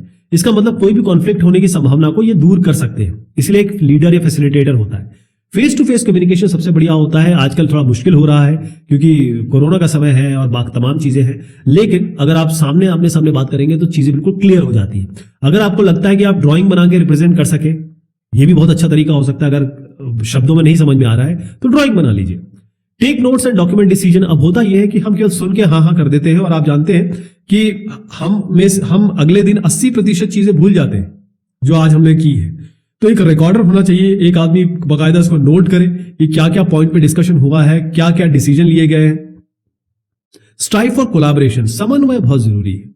ध्यान रखिएगा कि जैसे छोटे छोटे लकड़ियों को आप 10-12 लकड़ियों को अगर जमा कर लें तो तोड़ नहीं सकते आप, बल्कि मैं कह रहा हूं 4-5 को भी नहीं तोड़ सकते, एक को आप तोड़ देंगे। तो जब आप एक कोलैबोरेशन के साथ काम करेंगे, कॉमन गोल के लिए काम करेंगे कि बेहतरीन सॉफ्टवेयर बनाना है, तो आपका काम बन जाएगा। Stay focus, modalize your discussion. इसका मतलब ये होता है कि जब आप बातचीत कर रहे हैं तो पहले एक टॉपिक कंप्लीट कर लीजिए। आपके मान लीजिए आप 10 टॉपिक आपके निकले बातचीत में, क्योंकि बातचीत में क्या होता है, ये इधर उधर आप भटकते रहते हैं, ये ऐसे डिस्कशन होता रहता है। तो पहले ये ना, जो आपका रास्ता है या जिस बारे में बात कर रहे हैं आप, वो पहले कंप्लीट करिए, उसके बाद दूसरा, क्योंकि पहला अगर टॉपिक रिजॉल्व नहीं हुआ कॉन्वर्सेशन में, तो आप इधर उधर मतलब उस बातचीत का कोई अंत नहीं होगा। If something is unclear, draw a picture. जैसे मैंने अभी आपको बताया कि आप अगर दूसरा आदमी नहीं समझ पा रहा है या आप समझा नहीं पा रहे, तो ड्राइंग बनाइए। ड्राइंग तो एक, कहते हैं ना, एक चित्र जो होता है वो 1000 या 10,000 वर्ड के बराबर होता है। एक और चीज है, अगर आप बातचीत जब कर रहे हैं तो अगर किसी चीज पे एग्रीमेंट में पहुंच जाते हैं, सब एक मान लेते हैं एक बात, तो आप आगे बढ़ जाइए। अगर आप एग्रीमेंट में नहीं आ पाते हैं, यानी कि 2 लोग 4 लोग बात कर रहे हैं और वो एग्री नहीं कर पाते, किसी कंसेंसस पे नहीं आ पाते, किसी बात पे सब लोग हामी नहीं भरते, तब भी आगे बढ़ जाइए। अगर कोई भी फीचर या फंक्शन, कोई भी ऐसी चीज जो आपको नहीं समझ में आ रही है, उनको नहीं समझ में आ रही है, या उस समय पर्टिकुलर समय आप क्लियरिफाई नहीं हो पा रहा है, तब भी आगे बढ़ जाइए। यानी कई ऐसे बातचीत है, यहां पर एंडलेसली तो बात नहीं करनी ना आपको, तो इसका एक तरीका है, आगे बढ़ जाइए। क्योंकि बातचीत जब होती है तो इटरेटिव बातचीत होती है। उसी टॉपिक पे अगर आप आज बात करें नहीं हो पाया, उससे आप अगर टुमारो या कल बात करेंगे, हो सकता है वो चीजें क्लियर हो जाए। Negotiation is not a contest or game, it works best when both parties win. देखिए, जब आप नेगोशिएशन कर रहे हो, नेगोशिएशन खासतौर पर कस्टमर के साथ किया जाता है, तो जब भी किसी को क्या फंक्शन देना है, कौन सी सुविधाएं देनी है, आपकी क्या प्रायोरिटी है, यूजर की क्या प्रायोरिटी है, डिलीवरी डेट क्या होगी, कॉस्ट क्या होगा, ये सारी चीजें जो है ना, इसमें दोनों ही पार्टी जीते। क्योंकि ये कोई ऐसा गेम तो नहीं है कि बॉक्सिंग का कि कोई आदमी हारेगा ही हारेगा, या कोई भी ऐसा गेम नहीं है। इसमें दोनों पार्टी जीते, उनको भी फायदा हो, हमें भी फायदा हो। तो नेगोशिएशन उस तरीके की सोच से करिए आप। सॉफ्टवेयर डेवलपमेंट लाइफ साइकिल या प्रोसेस मॉडल्स जो भी आप लें, इसमें सबसे पहला जो हमारा काम होता है वो होता है कम्युनिकेशन, ताकि हम रिक्वायरमेंट लोगों से ले सकें। उसके बाद सेकंड बहुत इंपॉर्टेंट फेज जो होता है वो होता है प्लानिंग। तो यहां जब हम प्लानिंग की बात कर रहे हैं, इसके पीछे कई सारे सिद्धांत हैं। प्लानिंग एक्टिविटी में पहली चीज आती है हर चीज का प्रबंधन करना। क्योंकि आपने सॉफ्टवेयर बनाने की शुरुआत की और यहां तक सॉफ्टवेयर बना, तो इसके बीच में क्या क्या होने वाला है, उसके लिए आपको प्लान करना होता है। यानी कि जो प्रबंधन है उसका हर एक एक्टिविटी का प्रबंधन होना होता है, चाहे टास्क हो, एक्शन हो। और साथ में कौन कौन सी टेक्निकल प्रैक्टिसेस, क्योंकि ये सॉफ्टवेयर बनाना एक टेक्निकल काम है, तो आप कौन सा कोड यूज करेंगे, कौन सी प्रोग्रामिंग लैंग्वेज यूज करेंगे, कैसे टेस्टिंग आपकी मेथोडोलॉजी होगी, तो वो सब काम प्लानिंग के अंतर्गत आता है। बहुत मुश्किल होता है कि ये पता कर सकें कि क्या समस्याएं आने वाली हैं, क्योंकि बिजनेस चेंज हो सकता है, आपके स्टेक होल्डर की रिक्वायरमेंट चेंज हो सकती है। लेकिन एक अच्छी टीम वही होती है, एक बेहतरीन सॉफ्टवेयर टीम वही होती है जो प्लान करे, एडवांस में प्लान करे। तो दो तरीके की प्लानिंग फिलॉसफी है। फिलॉसफी का मतलब होता है दर्शन, और दो के अलावा मैं एक और इसमें आपको जोड़ने वाला हूं। पहले आप देखिए, जो मिनिमलिस्टिक और ट्रेडिशनलिस्ट क्या होती है। Minimalistic as the name is suggesting, ये बता रहा है मिनिमम मतलब कम से कम। इनका यह कहना है कि डिटेल्ड प्लान की जरूरत नहीं है। यानी कैसा, आपने एक प्लान बनाया, ठीक है जी, मतलब पूरा प्लान बना लिया शुरुआत से अंत तक, अब कोई चेंज आ गया तो ये प्लान चेंज हो जाएगा। उसके बाद फिर कोई चेंज आ गया, तो हर बार जब भी चेंज आएगा, कोई भी परिवर्तन आएगा, तो ये प्लान बनाने का कोई मतलब है नहीं। कम से कम प्लान बनाइए। मिनिमलिस्टिक का मतलब ये है। एक ट्रेडिशनलिस्ट होता है, इनका ये कहना है कि अगर आप प्लान प्रॉपर नहीं बनाएंगे कि 3 महीने बाद क्या करना है, 6 महीने बाद क्या करना है, किस समय हमको टेस्टिंग शुरू करनी है, किस समय में टेस्ट केसेस लिखने हैं, सॉफ्टवेयर रिक्वायरमेंट किस तरीके से लिखने हैं, उसके लिए यूज केस मॉडल बनाने हैं कि नहीं बनाने, तो ये सारी जो है ट्रेडिशनलिस्ट अप्रोच अगर आप नहीं बनाएंगे तो टीम कहीं ना कहीं ट्रैक भूल जाएगी या रास्ते से इधर उधर हो जाएगी। अब जो आपको मैं तीसरा बता रहा हूं, ये थोड़ा सा नया है, ये है एजिलिस। इसका मतलब ये है कि प्लान तभी करें जब जरूरत हो, यानी कि फटाफट, क्विक प्लानिंग गेम, फटाफट प्लान करें, कम प्लान करें और आगे बढ़े। लेकिन ध्यान रखिएगा कि ये तीनों ही तरीके जो मैंने आपको बताए, इसमें कई बार ऐसे होता है कि हम ओवर प्लान कर जाते हैं, यानी जितनी प्लानिंग की जरूरत है उससे ज्यादा प्लानिंग कर जाते हैं, या फिर प्लान पूरा नहीं कर पाते हैं, तो कहीं ना कहीं हमें लॉस हो जाता है। तो कई सारे प्रिंसिपल हैं जो प्लानिंग के लिए लगने ही चाहिए। अगर आप प्लानिंग कर रहे हैं, तो अगर एक प्लानिंग के फेज में आप इन्वॉल्व है सॉफ्टवेयर डेवलपमेंट में, तो आपको क्या क्या चीज दिमाग में रखनी है वो ये बताया गया है कि understand the scope of the project. हर एक प्रोजेक्ट का एक स्कोप होता है, यानी कि दायरा होता है।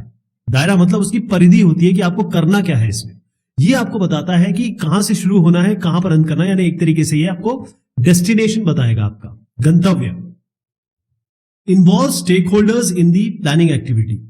जब भी आप प्लानिंग कर रहे हो, बेसिकली आप प्रोजेक्ट का प्लान कर रहे होते हैं, यहां पर आपको सारे हितधारकों को इन्वॉल्व करना है। ऐसा नहीं कर सकते आप कि कम्युनिकेशन के समय तो आप बात करते हैं क्योंकि रिक्वायरमेंट गैदर करना होता है, लेकिन उसके बाद आप इनको इन्वॉल्व नहीं करते हैं, क्योंकि यही लोग तो आपको बताएंगे कि प्रायोरिटीज क्या है, पहले आपको क्या काम करना है, बाद में क्या काम करना है।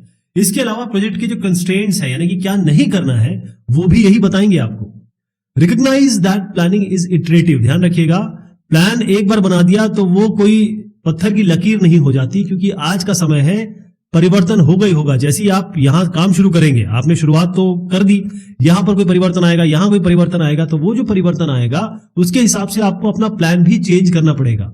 और इटरेटिव इंक्रीमेंटल प्रोसेस मॉडल्स जो होते हैं, यानी इटरेटिव और इंक्रीमेंट का मतलब ये होता है, इटरेटिव मतलब एक बार, 2 बार, 3 बार इंक्रीमेंट। हर बार जब आप ये गोला घुमाएंगे, इटरेटिव प्रोसेस करेंगे, तो कुछ इंक्रीमेंटल देंगे, यानी कुछ एडेड फंक्शनैलिटी देंगे। तो यहां पर आपको क्या होता है कि हर बार आपको जो भी, जैसे आपने एक इंक्रीमेंटल डिलीवरी दी, आईडी दी, इंक्रीमेंटल डिलीवरी, आपके पास कुछ ना कुछ फीडबैक आएगा यूजर से, उस फीडबैक के हिसाब से भी आपको अपने प्लान में परिवर्तन करना ही पड़ेगा। Establish based, estimate based on what you know. अब आप शुरुआत जब करते हैं, आपकी जो अंडरस्टैंडिंग है, आपकी जो समझ है, ये शुरुआत में जो भी आपने समझा है, उस हिसाब से आपको एफर्ट, यानी कितनी मेहनत लगने वाली है, एफर्ट बेसिकली जो मैन आवर्स है उसमें नापी जाती है। फिर कॉस्ट है, कितना पैसे लगने वाला है, टास्क ड्यूरेशन, कितना टाइम लगेगा, और उसके बाद जो ये प्लान बनेगा वो एक शुरुआती दौर का होगा। लेकिन जब भी जो भी आपको पता है उस हिसाब से आपको एस्टिमेशन करना होगा। Consider risk as you define the plan. जब भी आप प्लान बनाते हैं, होता यह है कि हम सब चीजें बड़ी एक रियलिस्टिक मान लेते हैं, लेकिन रिस्क जो होते हैं वो हमेशा आते हैं, और कई ऐसे रिस्क जो बहुत जबरदस्त इंपैक्ट करने वाले हैं, जिनकी प्रोबेबिलिटी, होने की प्रोबेबिलिटी बहुत हाई है। यानी जो होने, जब आप पिछले प्रोजेक्ट कर चुके होते हैं, खास तौर पे जो एक्सपीरियंस लोग होते हैं, वो जानते हैं कि यहां दिक्कत आ सकती है। तो वो जोखिम जो है, अगर वो आते हैं आगे, तो क्या आपका कंटिजेंसी प्लान है, आपका प्लान बी क्या है। बी रियलिस्टिक, जैसे अभी मैंने आपको बताया कि हर आदमी 100% हर दिन काम नहीं करता है। इसका मतलब कोई बीमार भी होगा, किसी घर में कोई दिक्कत भी होगी, कोई छुट्टी पे भी जाएगा, तमाम चीजें होंगी। और दूसरी चीज ये है कि जितने भी बेस्ट इंजीनियर्स हैं, ऐसा नहीं है कि वो सारे काम परफेक्ट कर लेते हैं, उनसे भी गलतियां होती हैं, तो उसका भी आपको ध्यान रखना, उस हिसाब से प्लान करना है। Adjust granularity as you define the plan. Granularity का मतलब यह होता है, आपने पत्थर देखे होंगे, एक ऐसा पत्थर हो सकता है, एक ऐसा पत्थर हो सकता है। तो ये ग्रैनुलैरिटी मतलब ये है कि ये बड़े पत्थर है और ये छोटे पत्थर है। तो यहां पर जब हम प्लान बनाते हैं, तो प्रोजेक्ट प्लान में हम कितना डिटेल डाल रहे हैं, इस लेवल का डाल रहे हैं, छोटा छोटा या फिर बड़ा। हाई जो ग्रैनुलैरिटी होती है, इसका मतलब ये होता है कि आपने ये छोटे छोटे पत्थर के हिसाब से बनाया है, यानी जो छोटे छोटे लेवल पे भी, मतलब हर चीज की प्लानिंग की है कि इसके लिए क्या होगा, इस एक्शन के लिए क्या होगा, इस टास्क के लिए क्या काम करना है हमें। और अगर हम लो ग्रैनुलैरिटी में चल रहे हैं, इसका मतलब यह है कि आपने थोड़े बड़े पत्थर लिए। अब छोटे पत्थर लेंगे तो आपके ज्यादा पत्थर आपको जरूरत पड़ेगी, और बड़े पत्थर लेंगे हो सकता है कम पत्थरों की जरूरत पड़े। यानी कि अगर मैं एक ऐसे बना के दिखाऊं आपको कि अगर ग्रैनुलैरिटी ज्यादा है, हाई है, तो इस तरीके से आप डिवाइड करेंगे प्लान को, और अगर लो ग्रैनुलैरिटी है तो इसी को आप ऐसे डिवाइड करेंगे। इसे ही हम कहते हैं कि थोड़ा टाइम पीरियड ज्यादा हो जाएगा। Define how you intend to ensure quality. Quality आजकल के जमाने में यही एक फैक्टर है जो एक सॉफ्टवेयर को अच्छा और एक सॉफ्टवेयर को बुरा कह सकती है। तो प्लान, जहां भी आप प्लान बना रहे हैं, कैसे आप क्वालिटी या गुणवत्ता इंश्योर करेंगे, चाहे आपको टेक्निकल रिव्यू करना हो, चाहे किसी भी तरीके की टेस्टिंग करनी हो, चाहे आपको पेयर प्रोग्रामिंग करनी हो, साथ में बैठ के 2 लोग प्रोग्राम कर रहे हो, ये बिल्कुल आपको प्लान में, आपके प्रोजेक्ट प्लान में बताना पड़ेगा, इसको दर्शाना पड़ेगा, लिखना पड़ेगा। Describe how you intend to accommodate change. अब चेंज के बारे में बार बार बात होती है, क्योंकि जो प्रोजेक्ट प्लान बनता है वो आपने लिख तो दिया, लेकिन चेंज तो आएगा, फिर वो परिवर्तन होगा उसमें।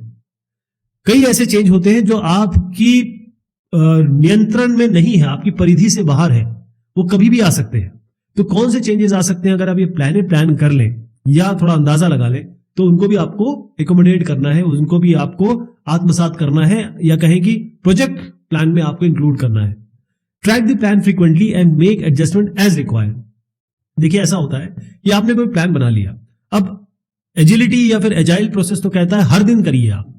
अगर नहीं भी कर पाए तो आपको ये देखना है कि मेरे प्रोजेक्ट प्लान को जो मैंने बनाया है वहां किस जगह समस्या आ रही। जैसे आज मैं यहां पर आया और मैंने देखा कि आज डिस्कशन में ये समस्या आई, अगर मैं ये हर दिन ना करूं, मान लीजिए मैं 15 दिन में कर रहा हूं, तो ये जो आज जो किया और 15 दिन के बीच में कोई समस्या आ गई, तो वो जो समय था जिसमें मैं इसे ठीक कर सकता था, या इस पे कोई कंटीजेंसी प्लान हो सकता था, या डिस्कशन हो सकता था, वो समय चला जाएगा। तो इसका मतलब यह है कि बहुत जल्दी आप डिस्कशन करिए, ट्रैक करिए कि आपका काम प्लान के हिसाब से चल रहा है कि नहीं चल रहा है। जब भी स्लिपेज हो, जैसे मैंने बताया आपको, किसी भी पॉइंट पे स्लिपेज हो रही है, तो उसके हिसाब से आपको प्लान में परिवर्तन करना पड़ेगा या एडजस्टमेंट करना पड़ेगा।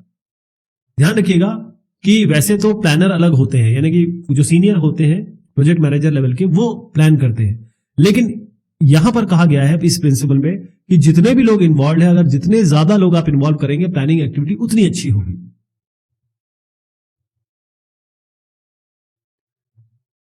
किसी भी सॉफ्टवेयर डेवलपमेंट लाइफ साइकिल में आप शुरुआत करते हैं कम्युनिकेशन से, यानी कि बातचीत से। उसके बाद आप प्लानिंग पे आते हैं, आप प्रोजेक्ट प्लान करते हैं। इसमें बहुत सारे प्लान्स बनते हैं, प्रोजेक्ट प्लान बनता है, टेस्टिंग प्लान बनता है, वैलिडेशन प्लान बनता है, बहुत सारे आर्किटेक्चरल प्लान बनते हैं। तो ये सब ये प्लानिंग के तहत आता है। आर्किटेक्चर डिजाइन में बनेगा, लेकिन प्लानिंग पहले हो जाती है। लेकिन इसके बाद एक बहुत इंपॉर्टेंट आता है मॉडलिंग। मॉडलिंग का मतलब यह है कि अब हम सॉफ्टवेयर बनाने की शुरुआत कर रहे हैं। वैसे सॉफ्टवेयर बनाने की शुरुआत तो कम्युनिकेशन से हो गई, लेकिन एक्चुअल इंप्लीमेंटेशन की शुरुआत हम करने वाले हैं। तो होता यह है कि हम मॉडल्स बनाते क्यों हैं? अगर हमें कोई चीज किसी को बतानी हो, समझानी हो या खुद समझनी हो, तो हम क्या करेंगे? उसका मॉडल बना देंगे। बच्चों को प्रोजेक्ट दिया जाता है क्या कि भाई बेटा ये आप एक काम करो, इसका मॉडल बना के लाओ, तो बच्चे मॉडल बना के ले जाते हैं, वो इनका प्रोजेक्ट होता है। इसी तरीके से जब भी हम सॉफ्टवेयर बनाना चाहते हैं तो उसका हमें मॉडल बनाना पड़ेगा, अच्छी अंडरस्टैंडिंग के लिए, अच्छी समझ के लिए। जैसे मैं एग्जांपल बताता हूं आपको, जब आप एक एयरप्लेन बनाना चाहेंगे तो आप सीधा प्लेन बनाना तो नहीं शुरू कर देंगे, इसका एक मॉडल बनाएंगे। वो मॉडल जो आप देखेंगे, जो आपके साथ वाले देखेंगे, एक्सपर्ट देखेंगे, स्पेशलिस्ट देखेंगे, उस मॉडल को वो देखेंगे और उसके बाद उसको अप्रूव करेंगे, तब वो आगे बढ़ेगा। तो ये जो प्लेन का मॉडल है, वो प्लेन जितना बड़ा नहीं होगा, ये छोटा होगा, स्केल में जो पैमाना है या फिर माप में छोटा होगा, लेकिन वो आपको रियलिस्टिक पिक्चर दिखाने जैसी होने वाली उसको दिखाने में सक्षम होगा। तो जिस तरीके से कोई भी एंटिटी, जैसे आप फिजिकल थिंग कहें या फिर सॉफ्टवेयर कहें, जब भी हम बनाते हैं तो वो इंफॉर्मेशन दिखाने में केपेबल हो। यानी एक मॉडल, जब भी आप सॉफ्टवेयर मॉडल बनाते हैं कि कैसे जो इसका आर्किटेक्चर क्या होगा, ये काम क्या करने वाला है, बिहेवियर क्या होगा, कोई भी सॉफ्टवेयर मॉडल ये आपको दिखाने में सक्षम हो कि भाई जो जो चेंज परिवर्तन आने वाले हैं, या सिस्टम कैसे बिहेव करेगा, इंटरफेसिंग कैसे होगी, या इसमें क्या क्या सुविधाएं और विशेषताएं होंगी। सॉफ्टवेयर इंजीनियरिंग में दो तरीके के मॉडल आप बना सकते हैं, दो क्लासेस कह सकते हैं आप। इसमें एक जो मैं कहूंगा उसे हम कहते हैं रिक्वायरमेंट मॉडल, इसको हम एनालिसिस मॉडल भी कहते हैं। दूसरा मॉडल जो हम बना सकते हैं उसको हम कहते हैं डिजाइन मॉडल। तो रिक्वायरमेंट मॉडल जिसको हम एनालिसिस मॉडल भी कह रहे हैं, और दूसरा मैं कह रहा हूं डिजाइन मॉडल। तो सॉफ्टवेयर इंजीनियरिंग में जो मैं रिक्वायरमेंट मॉडल के बारे में बात कर रहा हूं, यहां पर कस्टमर की रिक्वायरमेंट दिखाई जाती है, और कस्टमर रिक्वायरमेंट को लेने के बाद आप तीन डोमेन में, तीन आयामों में डिस्कशन करते हैं या बनाते हैं इसको। एक तो इंफॉर्मेशन डोमेन, दूसरा होता है फंक्शन डोमेन, तीसरा होता है बिहेवियर डोमेन। अब इसका मतलब क्या होता है? इंफॉर्मेशन का मतलब ये होता है कि कौन कौन से आप यहां पर डेटा यूज करने वाले हैं, कैसा डेटा फ्लो होगा। फंक्शन का मतलब होता है क्या क्या फंक्शन इसमें मिलेंगे, क्या क्या ये कार्य करने वाला है सॉफ्टवेयर। इसके बाद बिहेवियर मतलब ये है कि जो भी इवेंट होंगे उसके हिसाब से ही अपना बिहेवियर कैसे चेंज करेगा, क्योंकि यहां पर ट्रांसफॉर्मेशन होगा, डेटा चेंज होगा, यहां से वहां जाएगा, यूजर एक्टिविटी होगी। तो ये रिक्वायरमेंट मॉडल कहते हैं। इसी तरीके से अगर मैं डिजाइन मॉडल पे आऊं, तो डिजाइन मॉडल में ये होता है कि बेसिकली ये जो कोडर होंगे उनके लिए मदद करता है कि कोडर कैसे बेहतरीन इस मॉडल को यूज करके अपना कोडिंग करेंगे। तो यहां पर आप सॉफ्टवेयर का आर्किटेक्चर बना के देंगे, यूजर इंटरफेस कैसा होगा जिससे यूजर इंटरेक्ट करेगा, और साथ में कितने कंपोनेंट्स और कहां कहां लगाए जाएंगे। मान लीजिए कोई आपने commercial off the shelf cords ले आए, या कोई लाइब्रेरी आपको इसमें इंक्लूड करनी है सॉफ्टवेयर में, तो वो कहां किस जगह फिट होगी। मॉडलिंग जो होता है normally software development life cycle में तीसरा आयाम होता है, यानी कि तीसरे लेवल पे आता है कम्युनिकेशन, प्लानिंग, फिर मॉडलिंग। तो इस मॉडलिंग में कई लोगों ने कई सारी चीजें बताई है, जिसमें एम्बलर साहब और जेफरीज, इन्होंने कई सारे मॉडलिंग प्रिंसिपल्स बताए कि भाई अगर आप सॉफ्टवेयर इंजीनियर हैं और मॉडलिंग के क्षेत्र में हैं या यहां पर काम कर रहे हैं, तो आपको कई चीजें दिमाग में होनी चाहिए। ये जो इन्होंने बताया है बेसिकली एजाइल प्रोसेस मॉडल के लिए बताया था, लेकिन आप देखेंगे कि जितने भी सॉफ्टवेयर डेवलपमेंट लाइफ साइकिल है उन सबके लिए लागू होगा। कैसे? एज ए सॉफ्टवेयर इंजीनियर बता रहा हूं आपको। सबसे पहला यह है कि आपका गोल क्या है। आप सॉफ्टवेयर टीम में हैं या सॉफ्टवेयर बनाने वाले हैं, तो बेसिकली तो सॉफ्टवेयर बना रहे हैं। आप जितने भी मॉडल बनाते रहे उसका कोई यूज तो है नहीं, कोई फायदा तो नहीं। कोई आपसे नहीं पूछेगा कि आपने 100 मॉडल बना दिए, सब आपसे ये पूछेंगे सॉफ्टवेयर बनाया कि नहीं बनाया। तो मेन हमारा जो प्राइमरी गोल है वो क्या है कि मॉडल नहीं बनाना है, सॉफ्टवेयर बनाना है। कई बार लोग इतने सारे मॉडल बना देते हैं या उसमें समय खपा देते हैं जिससे हमको एक्चुअल चीज नहीं बन पाती, सॉफ्टवेयर नहीं बन पाता है। उसको थोड़ा अवॉइड करना पड़ेगा।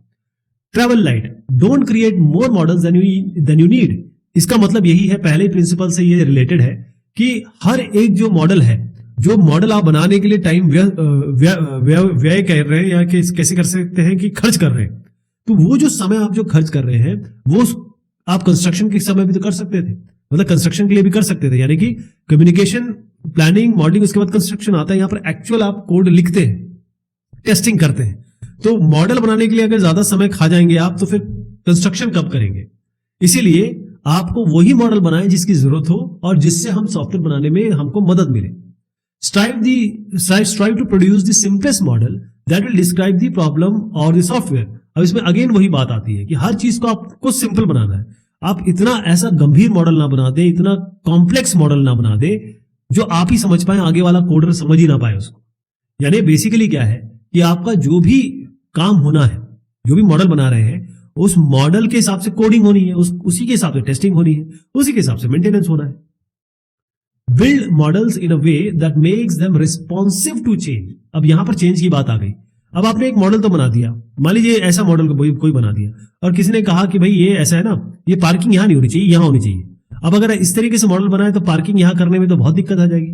तो आपको मॉडल ऐसा बनाना है कि चेंज के लिए आप तैयार रहें, मान के चले कि मॉडल्स में चेंज होंगे। ठीक है जी। अगर आपके पास रिक्वायरमेंट मॉडल पूरी तरीके से तैयार नहीं है तो ध्यान रखिएगा, इस मॉडल अगर आपका तैयार नहीं है, रिक्वायरमेंट मॉडल ही मतलब रिक्वायरमेंट ही आपने ठीक से नहीं ली है, उसके मॉडल तैयार नहीं कहे, तो आप डिजाइन मॉडल नहीं बना पाएंगे। और डिजाइन मॉडल नहीं बना पाएंगे तो जब आप कोड करेंगे या एक्चुअली इंप्लीमेंट करेंगे तो बहुत सारे इसमें फंक्शन, यानी जो भी इसमें क्रिया है, काम है और फीचर, जो विशेषताएं हैं, वो सारी रह जाएंगी।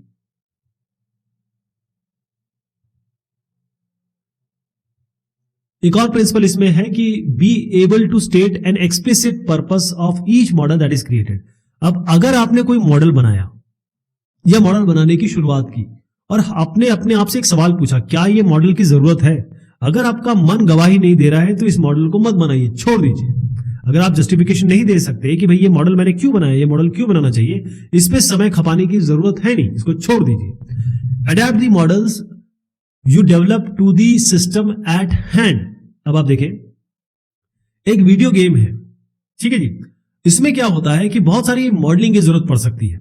हो सकता है कि वीडियो गेम बनाने के लिए आपको कुछ चीजें इसमें चाहिए जो स्पेसिफिक है। मान लीजिए आपको कोई एक एम्बेडेड सॉफ्टवेयर बनाना है जो किसी गाड़ी के अंदर लगना है, या मान लीजिए ऑटोमोबाइल इंजन में लगना है। तो यहां पर आप देखिएगा कि adapt the models you develop at the system at hand. अब यहां पर चीजें चेंज हो गई। वीडियो गेम के लिए बनाने के लिए या एक सॉफ्टवेयर जो आप किसी कार में लगाने वाले हैं, इसके लिए मॉडलिंग अलग होगी, इसके लिए मॉडलिंग बिल्कुल अलग होगी। Try to build your useful models but forget about building perfect models. देखिए, परफेक्शन नाम की चीज अगर आप उसके पीछे पहुंचे कि नहीं ये मॉडल ठीक नहीं बनाया, जरा इस मॉडल को ठीक करो, जरा इस मॉडल को ठीक करो। अब आप मॉडल बना रहे हैं, उसको कितना परिष्कृत कर सकते हैं आप, किस लेवल तक कर सकते हैं, वो तो अंतहीन है। तो आप परफेक्ट के चक्कर में ना पड़े। अगर आपका मॉडल तैयार है और अगर वो बहुत सारे काम कर रहा है, बस वहीं रुक जाइए, उसको परफेक्शन करवाने की जरूरत नहीं है। ये एजिलिटी भी कहती है। Don't become dogmatic about the syntax of the model if it communicates content successfully, representation is secondary. अब होता यह है कि हर चीज को हम बहुत ज्यादा परफेक्ट डालने की कोशिश करते हैं। और डोंट बी डॉगमेटिक मतलब यह होता है कि लकीर का फकीर मत बनिए। अगर हर एक आदमी एक कंसिस्टेंट नोटेशन यूज करेगा, जैसे मान लीजिए कि आप मॉडलिंग टीम में है और दूसरा आदमी भी मॉडलिंग टीम में है, आपको कोई एक मॉडल बनाने को कहा गया और इन्होंने कोई और मॉडल बनाया, तो इनके जो नोटेशन होंगे वो बिल्कुल सेम होने चाहिए। मतलब जो तरीका बनाया, एक अलग टेम्पलेट में बना रहा है, एक अलग टेम्पलेट में बना रहा है। अब यूएमएल की ही बात ले लीजिए, एक यूएमएल यूज नहीं कर रहा है, एक यूएमएल यूज कर रहा है। तो यहां पर क्या होता है कि जब भी, इसमें एक बड़ी इंपॉर्टेंट चीज उन्होंने बताई गई है, वो ये है कि अगर आपका मॉडल सारी चीजें बता रहा है जो कि अगले टास्क के लिए इनफ है, अगले काम के लिए इनफ है, मतलब उसमें सारी चीजें दिख रही हैं, तो इनकरेक्ट सिंटेक्स नोटेशन कभी कभी हम फॉरगिव कर सकते हैं, कभी कभी माफ कर सकते हैं। लेकिन ध्यान रखिएगा, क्योंकि हमारे पास ऑलरेडी यूएमएल है तो उसका यूज करिए मॉडलिंग डिजाइन के लिए। If your instincts tell you a model isn't right, even though it seems okay on paper, you probably have reason to be concerned. यहाँ पर दिल की बात आती है, क्योंकि हम इतना ज्यादा एक्सपीरियंस गेन कर चुके होते हैं, कभी कभी हमको मन से लग जाता है कि यार ये जो मैंने बनाया है ना मॉडल, ये सही नहीं लग रहा, ये आगे चल के ना इसमें कहीं ना कहीं दिक्कत आएगी। अगर ऐसे आपको लगे तो वहीं छोड़ दीजिए आप इसको, आप उस पर दोबारा काम करिए। Get feedback as soon as you can. देखिए, होता यह है कि हम अपने तरफ से तो बहुत अच्छा काम करते हैं, हर आदमी को लगता है कि मैं परफेक्ट हूं, मैंने बहुत अच्छा काम किया है, लेकिन जब तक दूसरा आपको आके नहीं कहे कि आपने बहुत अच्छा काम किया है, आपने अच्छा काम नहीं किया, क्योंकि आपको फीडबैक चाहिए। जब तक आप मॉडल्स दूसरे के सामने नहीं रखेंगे, वो आपको फीडबैक नहीं देगा तो आपको अपनी गलतियां पता नहीं चलेगी, आपने क्या गलत किया है। हो सकता है कि आपने यूएमएल यूज किया लेकिन आपने सही नहीं बनाया, जो आगे लोगों को दिख रहा है कि भाई जब ये कोडिंग इसकी होगी तब ये सही रिफ्लेक्ट नहीं करेगा, कई सारे फीचर फंक्शन आपने हो सकता है ओमिट कर दिए या मिस हो गए, तो लोग आपको बताएंगे। तो फीडबैक आप लीजिए, वो जो फीडबैक होता है वो आगे के लिए आपको बहुत फायदा करता है।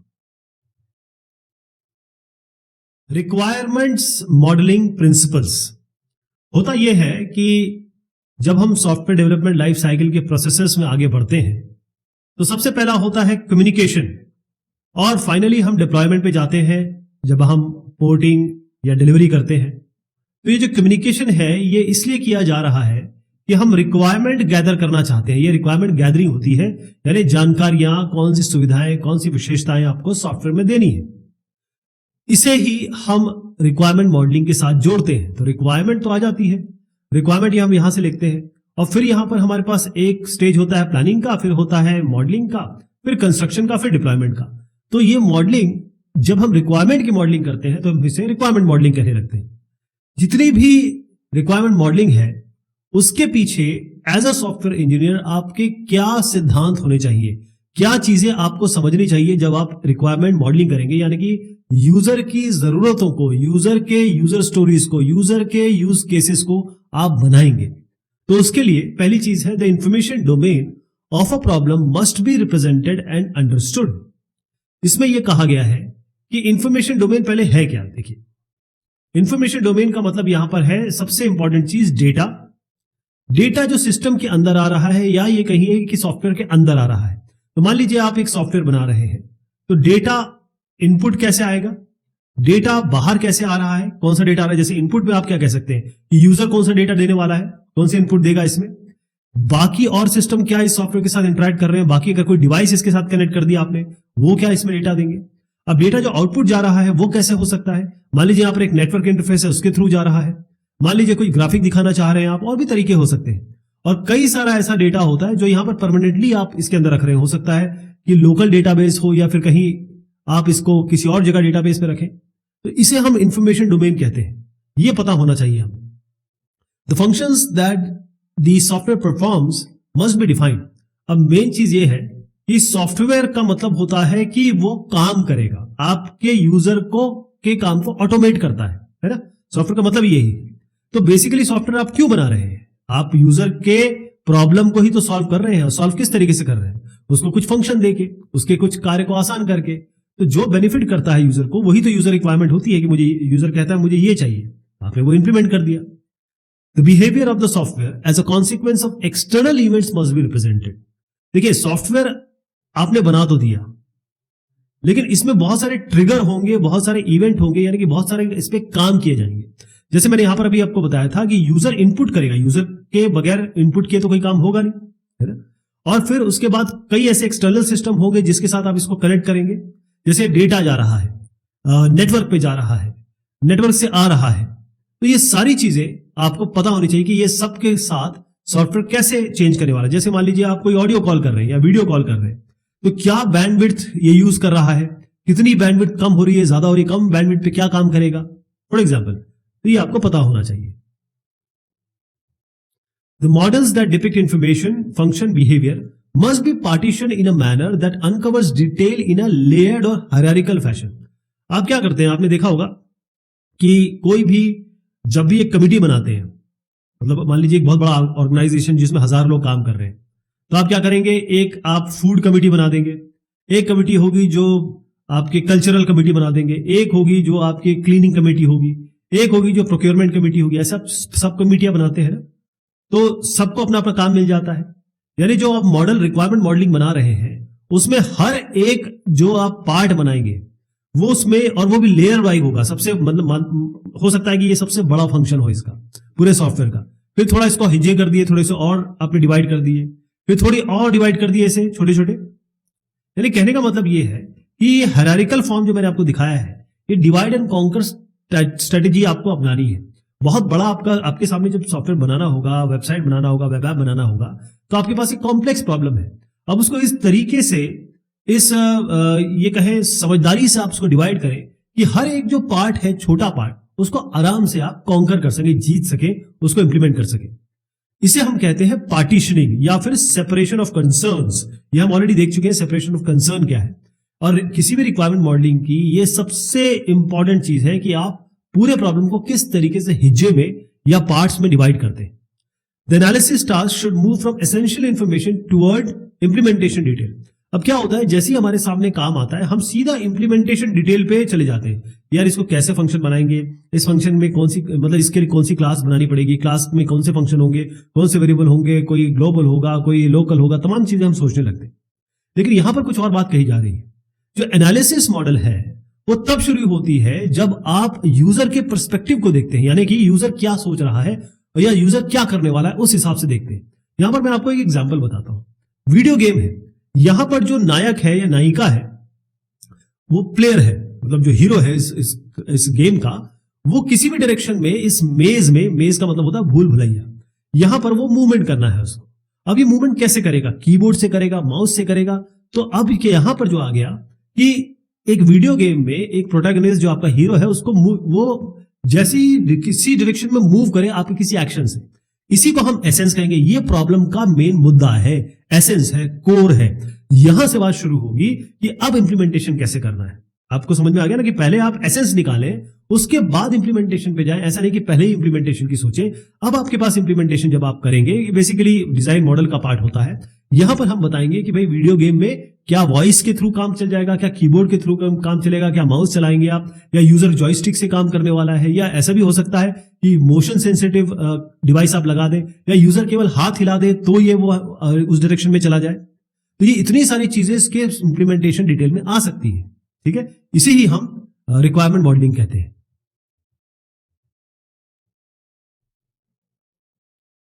डिजाइन मॉडलिंग प्रिंसिपल होता यह है कि जब हम कम्युनिकेशन करते हैं, यानी मैं अलग अलग फेजेस बता रहा हूं आपको ये सॉफ्टवेयर डेवलपमेंट लाइफ साइकिल के, तो हम रिक्वायरमेंट ले लेते हैं यूजर से, उसकी जानकारी ले लेते हैं हमें क्या क्या करना है। फिर हम थोड़ी प्लानिंग करते हैं, ये थोड़ा बड़े लेवल का काम है कि भाई हमारा कॉस्ट क्या होगा, बजट क्या होगा, ये सब चीजें, कितने लोगों को किस काम में लगाना है। उसके बाद हमारा जो नेक्स्ट जो स्टेप होता है वो होता है डिजाइन, या आप कहें मॉडलिंग डिजाइन, और उसके बाद फिर आप कंस्ट्रक्शन करते हैं और फिर डिप्लॉयमेंट करते हैं। तो आप देखें जो कंस्ट्रक्शन है, जो सारा दारोमदार है कोडिंग और इंप्लीमेंटेशन का या टेस्टिंग का, वो सारा का सारा किस पे है, किसके कंधों पर है, मॉडलिंग पे। तो सॉफ्टवेयर का जो डिजाइन मॉडल है वो एक तरीके से, अगर आप कोई वास्तुकार है, कोई आर्किटेक्ट है जो घर बनाता है, उसके वो घर जो बनाएगा, उसके लिए मॉडल बनाएगा, उसकी तरह समझ लीजिए। सबसे पहले क्या होता है कि वो एक 3D मॉडल बना के दिखाता है। अगर कोई एक आर्किटेक्ट है जिसके पास आप गए कि भाई हमें ये घर बनाना है, तो आर्किटेक्ट क्या करेगा, सबसे पहले एक मॉडल बना के देगा, और मॉडल में वो हर जगह बताएगा कि यहां पर क्या होगा। जैसे आप यहां पर देखिए, पूरी तरीके से बताया गया है कि कहां पर बाथरूम होगा, कहां पर पार्किंग होगी, कहां पर प्लम्बिंग, मतलब जब नल कहां कहां लगेंगे, इलेक्ट्रिसिटी कहां कहां लगेगी। तो डिजाइन मॉडल जो है वो अलग अलग तरीके से, या डिजाइन मॉडल के तरीके कई आयामों से गुजरते हैं, या फिर कई आयामों से वो इफेक्ट होते हैं। जैसे डिजाइन मॉडल के तरीके ये डेटा ड्रिवन हो सकते हैं, या डिजाइन मॉडल का तरीका जो अपनाएंगे वो पैटर्न ड्रिवन हो सकते हैं, या डिजाइन मॉडल के तरीके ऑब्जेक्ट ओरिएंटेड हो सकते हैं। अब इसका मतलब क्या है, जब आप डिजाइन मॉडल या फिर इस तरीके से सॉफ्टवेयर का मॉडल बनाने वाले हैं या सॉफ्टवेयर का डिजाइन बनाने वाले हैं, तब उसके पीछे आपके दिमाग में मेन मुद्दा क्या रहेगा। डेटा अगर रहा कि भाई डेटा के हिसाब से बनाना है, तो आपको यहां बताना पड़ेगा कौन सा डेटा स्ट्रक्चर हम यूज कर रहे हैं, यानी जो भी डेटा स्ट्रक्चर है वो डिफाइन करेगा कि आपके प्रोग्राम का आर्किटेक्चर कैसे होने वाला है। आर्किटेक्चर बेसिकली प्रोग्राम का स्केलेटन होता है, कौन से कंपोनेंट लगने वाले हैं, कंपोनेंट लाइब्रेरी या फिर कोई पार्ट, कोई एक फंक्शन या ग्रुप ऑफ फंक्शन, मॉड्यूल, इसको हम कंपोनेंट कहते हैं। डिजाइन मॉडल अगर ये पैटर्न इसको गाइड कर रहा है, आपके जो मेथड आप या जो तरीके अपना रहे हैं उसके पीछे पैटर्न ड्रिवन है, तो यहां पर क्या करेंगे, ये जो रिक्वायरमेंट मॉडल हमने बनाया है, यहां पर हमने रिक्वायरमेंट मॉडल बनाया होगा ना, क्योंकि ये रिक्वायरमेंट मॉडल बनाना ही रिक्वायरमेंट गैदरिंग से ही निकल के आता है। तो रिक्वायरमेंट मॉडल से ही आप निकालते हैं कि भाई आर्किटेक्चर स्टाइल कैसा होगा, हमारा आर्किटेक्चर अलग अलग तरीके का हो सकता है, और प्रोसेसिंग पैटर्न क्या होंगे हमारे। पैटर्न का मतलब क्या होता है, हमारा तरीका क्या होगा कि डेटा कैसे प्रोसेस होने वाला है और किस आर्किटेक्चरल स्टाइल में होने वाला है, क्योंकि अलग अलग आर्किटेक्चर हो सकते हैं। क्या होता है कि अभी लेयर आप बात करें कि कभी कभी सॉफ्टवेयर जो होते हैं वो 3 लेयर में बनते हैं, 4 लेयर में बनते हैं, मल्टीपल लेयर में बनते हैं। अगर आपका डिजाइन मॉडल के तरीके जो आपने अपनाए हैं वो ऑब्जेक्ट ओरिएंटेड है। अब क्या है ऑब्जेक्ट ओरिएंटेड का मतलब ये होता है कि आप पहले प्रॉब्लम को समझते हैं और प्रॉब्लम को समझने के बाद हम क्लासेस बनाते हैं और इन क्लासेस के फिर ऑब्जेक्ट्स जो होते हैं वही इन क्लासेस के अंदर जो फंक्शन और वेरिएबल है उनको एक्सेस करते हैं, उन पे काम करते हैं। तो यहां पर using problem domain object as driver, तो ये जो ऑब्जेक्ट मैंने बताया ना, ऑब्जेक्ट जो कुछ नहीं होता है, बस ये इंस्टेंस ऑफ क्लास होता है जिसके पास सारा फंक्शन और वेरिएबल को एक्सेस करने की ताकत होती है। तो यहां पर आप ऑब्जेक्ट के तहत चलेंगे और क्या उसके बाद डिसाइड करेंगे कौन सा हमें डेटा स्ट्रक्चर बनाना है, हमको लिंक लिस्ट लेना है, हमको डेटा स्ट्रक्चर में कौन सा लेना है और क्या क्या फंक्शंस हमको यहां पर लगाने हैं। जितने भी डिजाइन मॉडल हैं या डिजाइन मॉडल को बनाने के तरीके हैं जो भी आप अपनाने वाले हैं, जिस समय आपको डिजाइन बनाना होगा क्योंकि यही आगे कोडिंग में तब्दील होने वाला है, उसके पीछे एज अ सॉफ्टवेयर इंजीनियर आपके दिमाग में क्या होना चाहिए, कौन से सिद्धांत आपको फॉलो करने हैं, वो क्या क्या हो सकते हैं। पहला है design model should be traceable to the requirements model. होता यह है कि हम रिक्वायरमेंट गैदर कर रहे हैं जिसे हम कम्युनिकेशन पार्ट कहते हैं। यहां पर हम मॉडलिंग कर रहे हैं, बीच में प्लानिंग थी, तो ये जो मॉडल आप बना रहे हैं वो सारे के सारे रिक्वायरमेंट के साथ लिंक होने चाहिए कि ये मॉडल इस रिक्वायरमेंट के कारण बनाया गया है, यूजर की ये जरूरत थी, उसके हिसाब से हमने ये मॉडल बनाया। ठीक है, इसका मतलब ये है कि जो रिक्वायरमेंट मॉडल क्या होता है, रिक्वायरमेंट मॉडल जब भी आप बनाते हैं, बेसिकली जो यूजर की रिक्वायरमेंट है, यूजर ने कहा मुझे 50 चीजें आपको बता दी कि मुझे ये चाहिए, तो वही तो रिक्वायरमेंट हुए। अब जो रिक्वायरमेंट मॉडल है वो क्या बताता है, वो आपको बताता है कि भाई इंफॉर्मेशन डोमेन यानी कि डेटा आप कौन सा यूज करने वाले हैं, कौन कौन से फंक्शन उसका वो चाहता है, सिस्टम कैसे बिहेव करने वाला है, सिस्टम बिहेवियर बताएगा वो, और बेसिकली क्या होगा कि इसी से आपका निकल के आएगा कितनी क्लासेस होंगी, उसके अंदर कौन से हम फंक्शन डालने वाले हैं। ये सारी चीजें रिक्वायरमेंट मॉडल से ही निकल के आती है।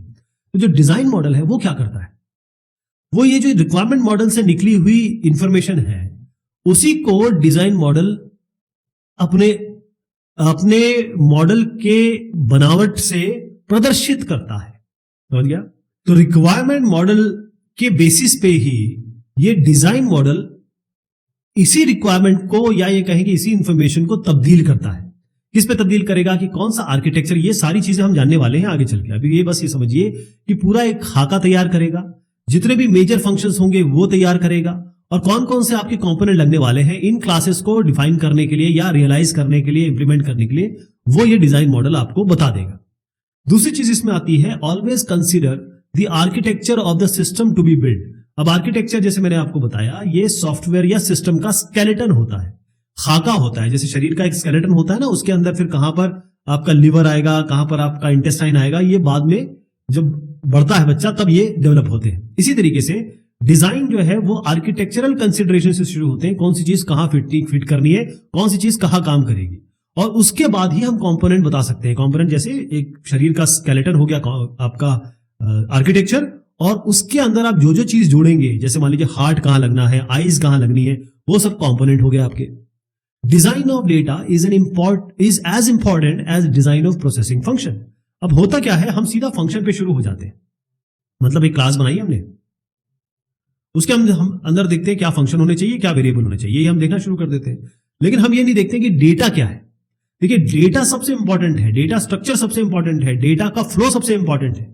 तो जितना अच्छा आप डेटा पे ध्यान देंगे, हम कौन सा तरीके का डेटा यूज करेंगे। मान लीजिए आप स्टैक यूज करना चाहते हैं, वहां लिंक लिस्ट आप यूज कर रहे हैं, जहां पर कोई और डेटा स्ट्रक्चर यूज करना चाहते हैं वहां कुछ और यूज कर लिया आपने।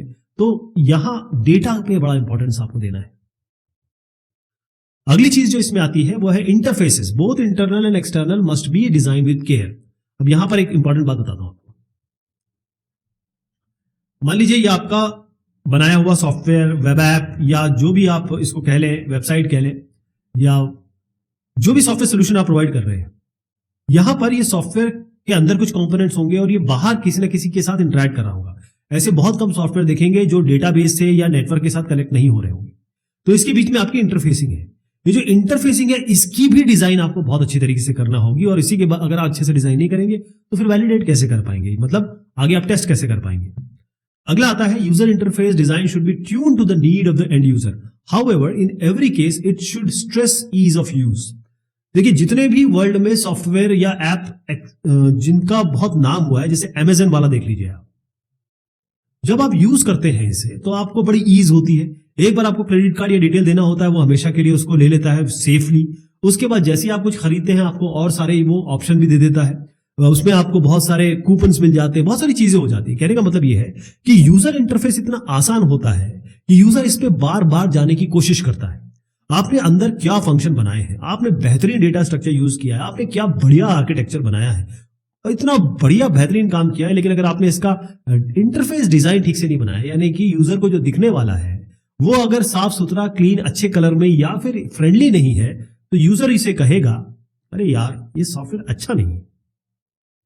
Component level design should B functionally independent. अब इसमें दो चीजें मैं लाऊंगा, पहले इसको मैं बता देता हूं, और दूसरा है component should be loosely coupled to one another and to the external environment. अब इन दोनों को बहुत अच्छे से समझिए मैं क्या कहना चाह रहा हूं।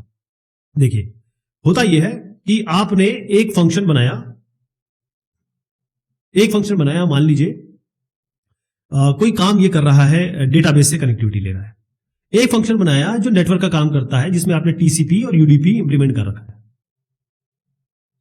अब होता यह है कि या फंक्शन कहें या मॉड्यूल कह लें इसको, फंक्शन या मॉड्यूल, या फिर आप इसको कंपोनेंट भी कह सकते हैं। जो मेन ये 6 और 7 पॉइंट ये कह रहे हैं कि जो ये मॉड्यूल बनाया है, जो डेटाबेस से कनेक्टिविटी का काम कर रहा है, ये केवल डेटाबेस से कनेक्टिविटी का काम करे, इसमें कहीं भी नेटवर्क का कोई काम ना हो। यानी कि इसके अंदर जो काम हो रहा है वो केवल डेटाबेस का काम हो, यानी कि इसकी जो भी लाइनें होंगी, कोड होंगे, जो भी कुछ होगा, उसमें बहुत बढ़िया कोहेजन होना चाहिए। कोहेजन मतलब एक रूपता, समरूपता होना चाहिए। क्लियर हो गया? अब आते हैं हम इस पे कपलिंग पे आते हैं। कपलिंग का मतलब यह है कि मान लीजिए एक मॉड्यूल डेटाबेस पे काम कर रहा है, एक मॉड्यूल में आपने टीसीपी, यूडीपी और तमाम तरीके के नेटवर्किंग लेयर के हिसाब से इंप्लीमेंट किया हुआ है। जब इन दोनों के बारे में बात होगी तो आपस में इनके बीच में क्या इंटरडिपेंडेंसी, क्योंकि काम तो एक ही सॉफ्टवेयर के अंदर करेंगे, इनके बीच में इंटरडिपेंडेंसी जिसको हम कपलिंग कह रहे हैं, वो शून्य होनी चाहिए, नाम मात्र होनी चाहिए, बिल्कुल भी नहीं होनी चाहिए। तो कहने का मतलब जैसी कपलिंग बढ़ेगी, एरर बढ़ेंगे, ठीक है, मेंटेनेबिलिटी बड़ी मुश्किल हो जाएगी। तो कोहेसिवनेस किसी एक फंक्शन या मॉड्यूल में बहुत तगड़ी होनी चाहिए, लेकिन दो मॉड्यूल के बीच में, दो अलग अलग कामों के बीच में कपलिंग कम से कम होनी चाहिए। अगली बात इसमें आती है, design representations model should be easily understandable. ये तो सभी के साथ है, अगर आप किसी के सामने कॉम्प्लेक्स चीज प्रेजेंट करेंगे वो नहीं समझ पाएगा। मॉडल जितने आसान होंगे, जितने इजी होंगे, उतना अच्छा उसका इंप्लीमेंटेशन हो पाएगा। Design should be develop iteratively. अब हम क्या करते हैं कि भाई डिजाइन बना लेते हैं और उसी के बाद सीधा कंस्ट्रक्शन पे चले जाते हैं। बात यह है कि डिजाइन को एक इटरेशन या फिर एक चक्र में चलाइए, मतलब एक बार इसको करिए, फिर आपने इसको रिव्यू करवाइए। इसमें बहुत सारे एरर्स हो सकते हैं, कोई ओमिशन हो सकता है, एम्बिग्विटी हो सकती है, कई तमाम चीजें हो सकती हैं जिसको आपको दूर करना जरूरी है ताकि आपका कंस्ट्रक्शन या कोडिंग अच्छे से हो सके। Creation of a design model should not preclude an agile approach. इसका मतलब क्या हुआ कि जी देखिए, एजाइल सॉफ्टवेयर डेवलपमेंट ये कहता है कि कम से कम डिजाइन होना चाहिए। वो ये भी कहता है कि जो कोड बना रहे हैं आप, वही डिजाइन डॉक्यूमेंटेशन है, डिजाइन मॉडल की आवश्यकता बहुत ही कम है। ठीक, कई जगह तो आपका केवल छोटे से डिजाइन से काम चल जाता है। तो हम क्या करते हैं, कोड के अंदर डॉक्यूमेंटेशन देते हैं। कई बार ये होता है कि भाई इनलाइन डॉक्यूमेंटेशन होना चाहिए, लेकिन थोड़ा बहुत मॉडलिंग तो जरूरी है। ओके, डिजाइन मॉडल ये आपको बताता है कि जब आपने डिजाइन बनाया होगा तो आपकी बहुत सारी रिक्वायरमेंट के समय बहुत सारी इंफॉर्मेशन होगी। तो डिजाइन क्या करता है, उस रिक्वायरमेंट की कांट-छांट करता है। कांट-छांट मतलब कि जो अननेसेसरी चीज यहां पर दिमाग में आती है उसको दूर करके वो एक आपके सामने मॉडल प्रस्तुत कर देता है। तो इसीलिए डिजाइन जो है वो जरूरी हो जाता है।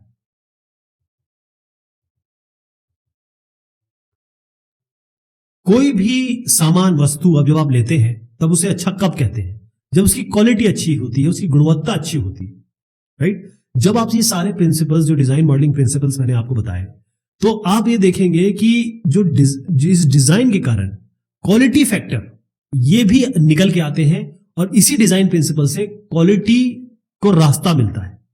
कौन कौन से क्वालिटी फैक्टर्स हो सकते हैं, कौन कौन से गुणवत्ता वाले आप फीचर कहें, फैक्टर कहें। एक्सटर्नल क्वालिटी फैक्टर्स होते हैं कुछ, और इंटरनल क्वालिटी फैक्टर्स होते हैं। अब इंटरनल क्वालिटी और एक्सटर्नल क्वालिटी में अंतर ये है, एक्सटर्नल क्वालिटी फैक्टर यूजर एकदम से देख लेता है, कितनी तेज चल रहा है सॉफ्टवेयर, कितना रिलायबल है, बार बार क्रैश तो नहीं हो रहा, जो मैंने मांगा था वो मिल रहा है कि नहीं मिल रहा है, मैं जब काम कर रहा हूं तो मुझे इजीनेस हो रही है कि नहीं हो रही है। इसी तरीके से इंटरनल क्वालिटी फैक्टर, जो गुणवत्ता के फैक्टर होते हैं, वो यूजर को दिखते तो नहीं है, लेकिन उसके लिए इंपॉर्टेंट है, खासतौर पे सॉफ्टवेयर इंजीनियर के लिए भी बहुत इंपॉर्टेंट है। और जब हम हाई लेवल डिजाइन बनाएंगे या हाई क्वालिटी डिजाइन बनाएंगे या फिर इंप्लीमेंटेशन में जाएंगे, तो अगर इंटरनल क्वालिटी फैक्टर आपने ध्यान में नहीं रखे हैं तो सॉफ्टवेयर का इंप्लीमेंटेशन अच्छे से नहीं हो पाएगा। मैंने कुछ यहां पर आपको बताने की कोशिश की है। लिविंग मॉडलिंग प्रिंसिपल्स, अब ये क्या होते हैं? लिविंग मॉडलिंग का मतलब ये होता है कि आपको सामने दर्शाना। अब यहां पर एक चित्र मैंने दर्शाया है। ये जो चित्र है इसमें कोई चीज बताने की कोशिश की है। एक ब्रिज कैसा बनेगा, एक ब्रिज कैसा बनने वाला है, उसका फॉर्मेशन कैसे होगा, ये लिविंग मॉडल इलस्ट्रेशन है ना। बहुत पहले जमाने की बात हो गई है, लेकिन ब्रूस आप कहते हैं कि जो लिविंग मॉडल है, मतलब जो जीता जागता आपके सामने एक मॉडल है। ये कौन सा पैराडाइम होता है, ये क्या तरीका होता है? इसमें हम क्या करते हैं कि जो मॉडल बेस्ड डेवलपमेंट है, यानी कि आपने अलग अलग मॉडल बना दिए और ये साथ में प्रबंधन के साथ, मैनेजमेंट के साथ, और क्या क्या काम होने हैं, operation of service oriented system, क्योंकि basically software is a service only most of the time. तो लिविंग मॉडल क्या करता है, जितने भी लोग हैं, अब मैं यहां पर खड़ा हूं तो मैं जान तो जाऊंगा ना कि भाई मेरा जो ब्रिज है कैसे बनने वाला है। तो इससे क्या होता है कि क्या किस लेवल तक आप गए हैं, किसके बीच में क्या इंटरडिपेंडेंसी है, ये आप समझ सकते हैं। तो एक बहुत इंपॉर्टेंट प्रिंसिपल्स है इसके, लिविंग मॉडल बनाने के, लिविंग मॉडल को दर्शाने के, और उससे हमें क्या फायदे नुकसान होते हैं। इसमें पहला है stakeholder centric model should target specific stakeholders and their task. अब देखिए, स्टेक होल्डर जो है उसने आपको कोई काम दिया है ना। मान लीजिए आप एक फूड से रिलेटेड, फूड ऑर्डरिंग से रिलेटेड एक आपने बनाया है, ठीक है। अब इसमें क्या होगा कि एक कस्टमर होगा जो फिर इसमें ऑर्डर कर पाएगा, लेकिन जिसको ऑर्डर दिया है, जो आपका कहे होटल है या रेस्टोरेंट है, उसके लिए एक इंटरफेस होगा अलग से, वो इसकी तरह नहीं होगा, और जो डिलीवरी बॉय है उसके लिए अलग होगा। तो ये जो स्टेक होल्डर सेंट्रिक है, यहां पर तीन स्टेक होल्डर्स आ गए, है ना। उसके हिसाब से आप मॉडल बताएंगे कि इसके लिए ये, इसके लिए ये, इसके लिए ये। Models and code should be closely coupled. अब ध्यान रखिए कि मॉडलिंग आप इसीलिए करते हैं कि उसको देख देख के कोड बनाया जाए, तो वो तो बनना ही बनना है आपको। इसके अलावा by directional information flow should be establish between model and the code. अब आपने जो मॉडल बना दिया और कोड बना दिया, मॉडल से ही कोड निकलना चाहिए, और कोड जो बन रहा है वो मॉडल को ही इंगित करना चाहिए, इंडिकेट करना चाहिए।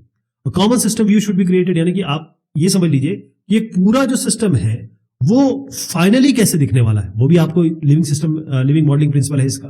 The information in the model should be persistent to allow tracking of system changes. अब मॉडल तो आपने बना दिया, लेकिन इस मॉडल में आप जब चेंज करेंगे तो तमाम जगह चेंज होंगे, क्योंकि कोडिंग में भी चेंज होगा, जाके आपके रिक्वायरमेंट में भी चेंज होगा, ये भी आपको देखना है। Information consistency across all levels of model must be verified. अब मॉडल आप जैसे कहा कि भाई हायरार्किकल बनाना है, तो जिस लेवल पे बनाया है इंफॉर्मेशन कैसे फ्लो हो रहा है, और वो कंसिस्टेंट है कि नहीं। एक जगह वो पता चला कि अनसाइन इंटीजर है, अगली जगह जाके वो कुछ और फ्लोटिंग डेटा टाइप में चेंज हो जा रहा है। Each model element has assign stakeholder rights and responsibility. अब जैसे मैंने आपको यहाँ एग्जांपल दिया, अलग अलग स्टेक होल्डर है ना, इसके कुछ राइट होंगे जो इसके पास नहीं होंगे, इसके कुछ राइट होंगे जो इसके पास नहीं होंगे। तो ये राइट और रिस्पॉन्सिबिलिटी ये भी आपको प्रदर्शित करना है। ये 8 प्रिंसिपल है, उसमें 8वां प्रिंसिपल ये है, the states of various model element should be represented. अब हर बार स्टेट चेंज होगा। मान लीजिए आप कस्टमर है और कस्टमर ने ऑर्डर कर दिया, ऑर्डर के बाद अब डिलीवरी शुरू होगी, तो उसका स्टेट क्या होगा, अब इसको क्या दिखना चाहिए, डिलीवरी जब हो जाएगी तब क्या दिखना चाहिए। तो ये सारे आपके लिविंग मॉडलिंग प्रिंसिपल्स में आते हैं। Construction principles, software development life cycle या जो भी प्रोसेस मॉडल आप चूज करें सॉफ्टवेयर डेवलपमेंट के लिए, तो शुरुआत होती है कम्युनिकेशन से। रिक्वायरमेंट गैदरिंग करते हैं, यहाँ पे जानकारी लेते हैं यूजर से। उसके बाद आप प्लानिंग करते हैं, फिर मॉडलिंग करते हैं, और इस मॉडल के हिसाब से आप कंस्ट्रक्शन करते हैं, और फिर डिप्लॉयमेंट करते हैं, यानी कि डिलीवरी देते हैं। तो ये जो पार्ट है, इसके संदर्भ में हम बात कर रहे हैं। ये जो एक्टिविटी है, कंस्ट्रक्शन एक्टिविटी है, इसमें मेनली वो सारे काम आते हैं जो कोडिंग यानी एक्चुअल सॉफ्टवेयर लिखने, और साथ में टेस्टिंग इससे रिलेटेड है, ताकि आप डिलीवरी कर सके, डिप्लॉयमेंट कर सके। तो कोडिंग कैसे हो सकती है? कोडिंग या तो आप डायरेक्ट प्रोग्रामिंग लैंग्वेज लीजिए और उसको कोड कर दीजिए, या फिर दूसरा तरीका होता है कि अगर आपके पास कोई डिजाइन है तो कभी जो सोर्स कोड ऑटोमेटिक जनरेट होता है, जैसे एंटरप्राइज आर्किटेक्ट है, कोई इंटरमीडिएट डिजाइन है, उसके हिसाब से कोड जनरेट हो जाता है, जो इस तरीके का कोड आप देख रहे हैं। इसके अलावा जो जैसे विजुअल सी शार्प है, जो जिसे हम 4th जनरेशन प्रोग्रामिंग लैंग्वेजेस के अंतर्गत लाते हैं, इसमें भी जो एग्जीक्यूटेबल कोड है, जो .exe बनती है, .bat बनती है, उसका भी एग्जीक्यूटेबल कोड ऑटोमेटिकली जनरेट हो जाता है। ये कोडिंग का तरीका हो सकता है। नॉर्मली हम इस तरीके से लिखते हैं प्रोग्रामिंग लैंग्वेज को। तो जो पहला टेस्टिंग होती है, क्योंकि जब भी आप कोई प्रोग्राम लिखेंगे, मान लीजिए आपने सिंपल एक फंक्शन लिखा है, ऐड फंक्शन, अब ये इस फंक्शन में आपने केवल वेरिएबल लिए हैं, उनको ऐड किया है और डिस्प्ले कराया है, केवल शायद मान लीजिए 3 लाइन है। इसको हम कहेंगे एक कंपोनेंट या फिर कहेंगे एक फंक्शन, और अगर इस तरीके के फंक्शन 2-4 हो तो उसको हम मॉड्यूल कहने लगेंगे। इस लेवल पे जो टेस्टिंग होती है उसे यूनिट टेस्टिंग कहते हैं। यूनिट का मतलब होता है एक इकाई यानी कि एक पार्ट। इस पार्ट को मिला के हम फिर एक पूरा प्रोग्राम टेस्ट करेंगे। तो यूनिट टेस्टिंग ये हो गया। उसके बाद हम इंटीग्रेशन टेस्टिंग करते हैं, क्योंकि अब क्या होगा कि हमारे पास एक पार्ट है, दूसरा पार्ट है, जैसे मैंने आपको ये बताया इस तरीके के पार्ट या मॉड्यूल्स। अब इनको हमको कनेक्ट करना है, ये अब एक साथ काम कर रहे हैं।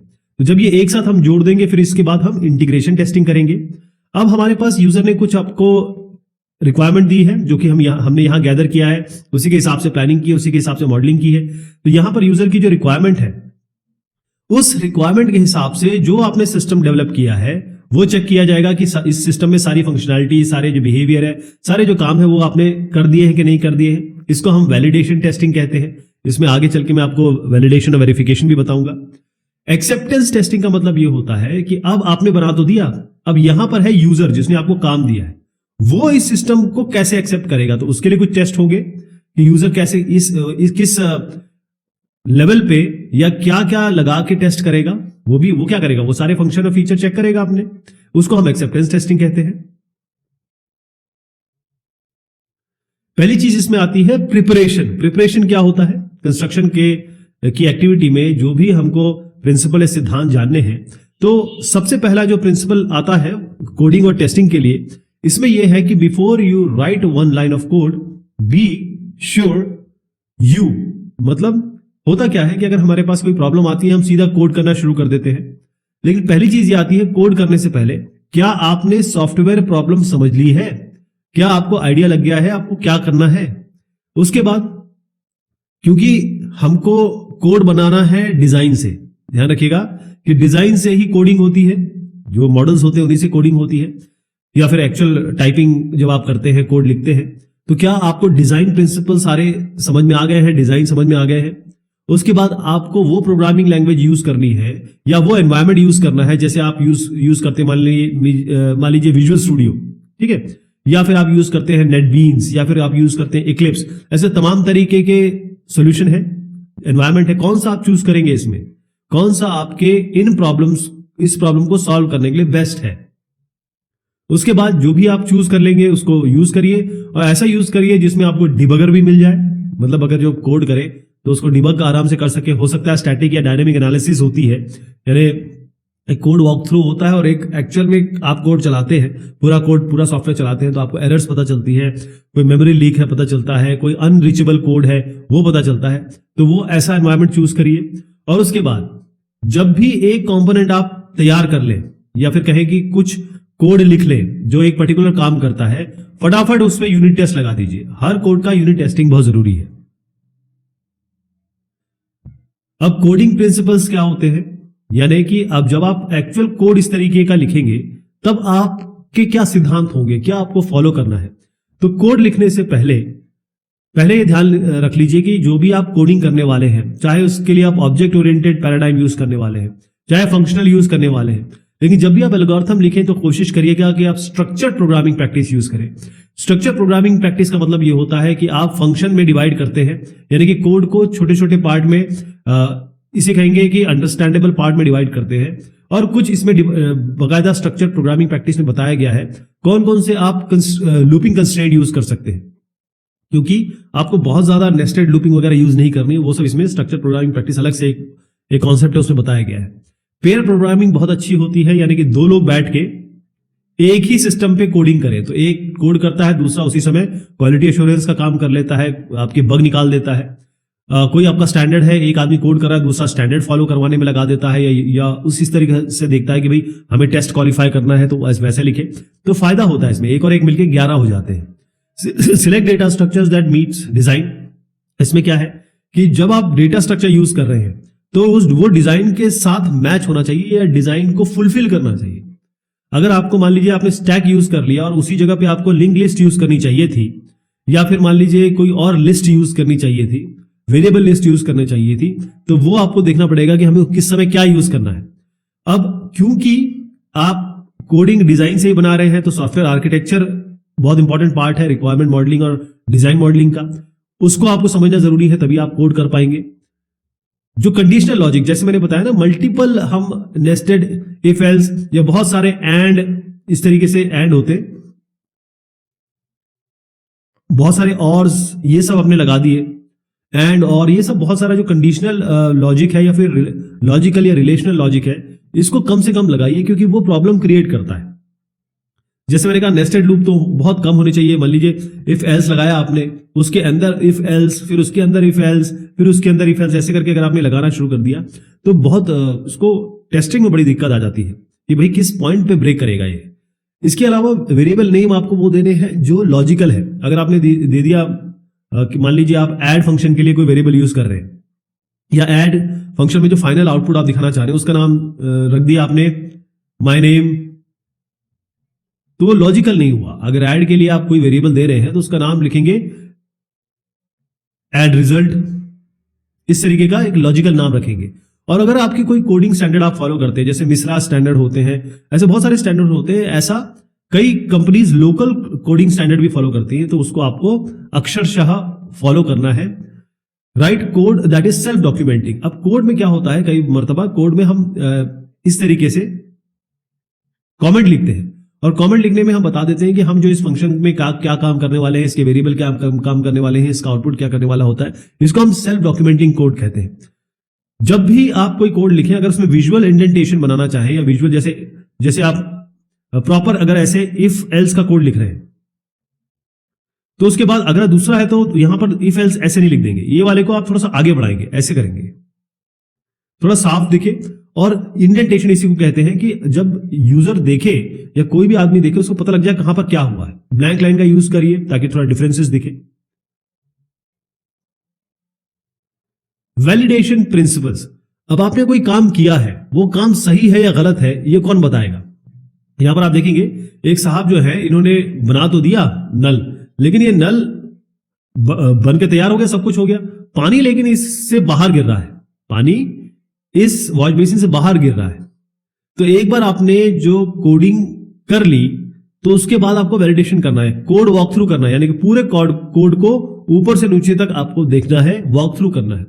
जैसे ही एक फंक्शन तैयार हो, उसका यूनिट टेस्ट कर दीजिए, और कोई भी एरर है उसको बिल्कुल वहीं दूर करिए। और कोड को जितना आसान, जितना सुंदर बना सके उतना अच्छा, उसे रीफैक्टरिंग कहते हैं। यानी मान लीजिए आप 4 लाइन लिखते हैं, और वो 4 लाइन किसी एक लाइन में ही लिख के काम हो सकता है, तो उसी को रीफैक्टरिंग कहते हैं। Testing principles. अब जब आप कोड लिख लेते हैं तो कोड सही लिखा है, गलत लिखा है, कहीं कोई प्रॉब्लम तो नहीं करेगा, उसके लिए हम टेस्टिंग प्रिंसिपल्स अपनाते हैं, यानी कि ऐसे सिद्धांत जो टेस्टिंग के लिए लगाए जाते हैं। अब ये जो साहब देख रहे हैं, इन्होंने बड़ी एक अच्छी किताब लिखी, the art of software testing. इन साहब का नाम है ग्लेनफोर्ड जे मायर्स। तो ये जो साहब है, इनकी किताब में बकायदा टेस्टिंग ऑब्जेक्टिव्स लिखे हैं, यानी कि अगर आप टेस्ट करना चाह रहे हैं या टेस्ट करेंगे तो आपके ऑब्जेक्टिव क्या होने चाहिए, आपके गोल क्या होने चाहिए, आप क्या सोच के टेस्टिंग करेंगे। पहली चीज ये है, testing is a process of executing a program with the intent of finding an error. अब ये लाइन मैंने पढ़ी क्यों पूरी, क्योंकि यही डेफिनेशन है टेस्टिंग की। Testing is done with an intent to find an error. कहने का मतलब, अगर आपने टेस्टिंग की और आप कोई एरर नहीं निकाल पाए, इसका मतलब आपने टेस्टिंग नहीं की, इसका मतलब आपकी टेस्टिंग फेल हो गई। ये ध्यान रखना है आपको।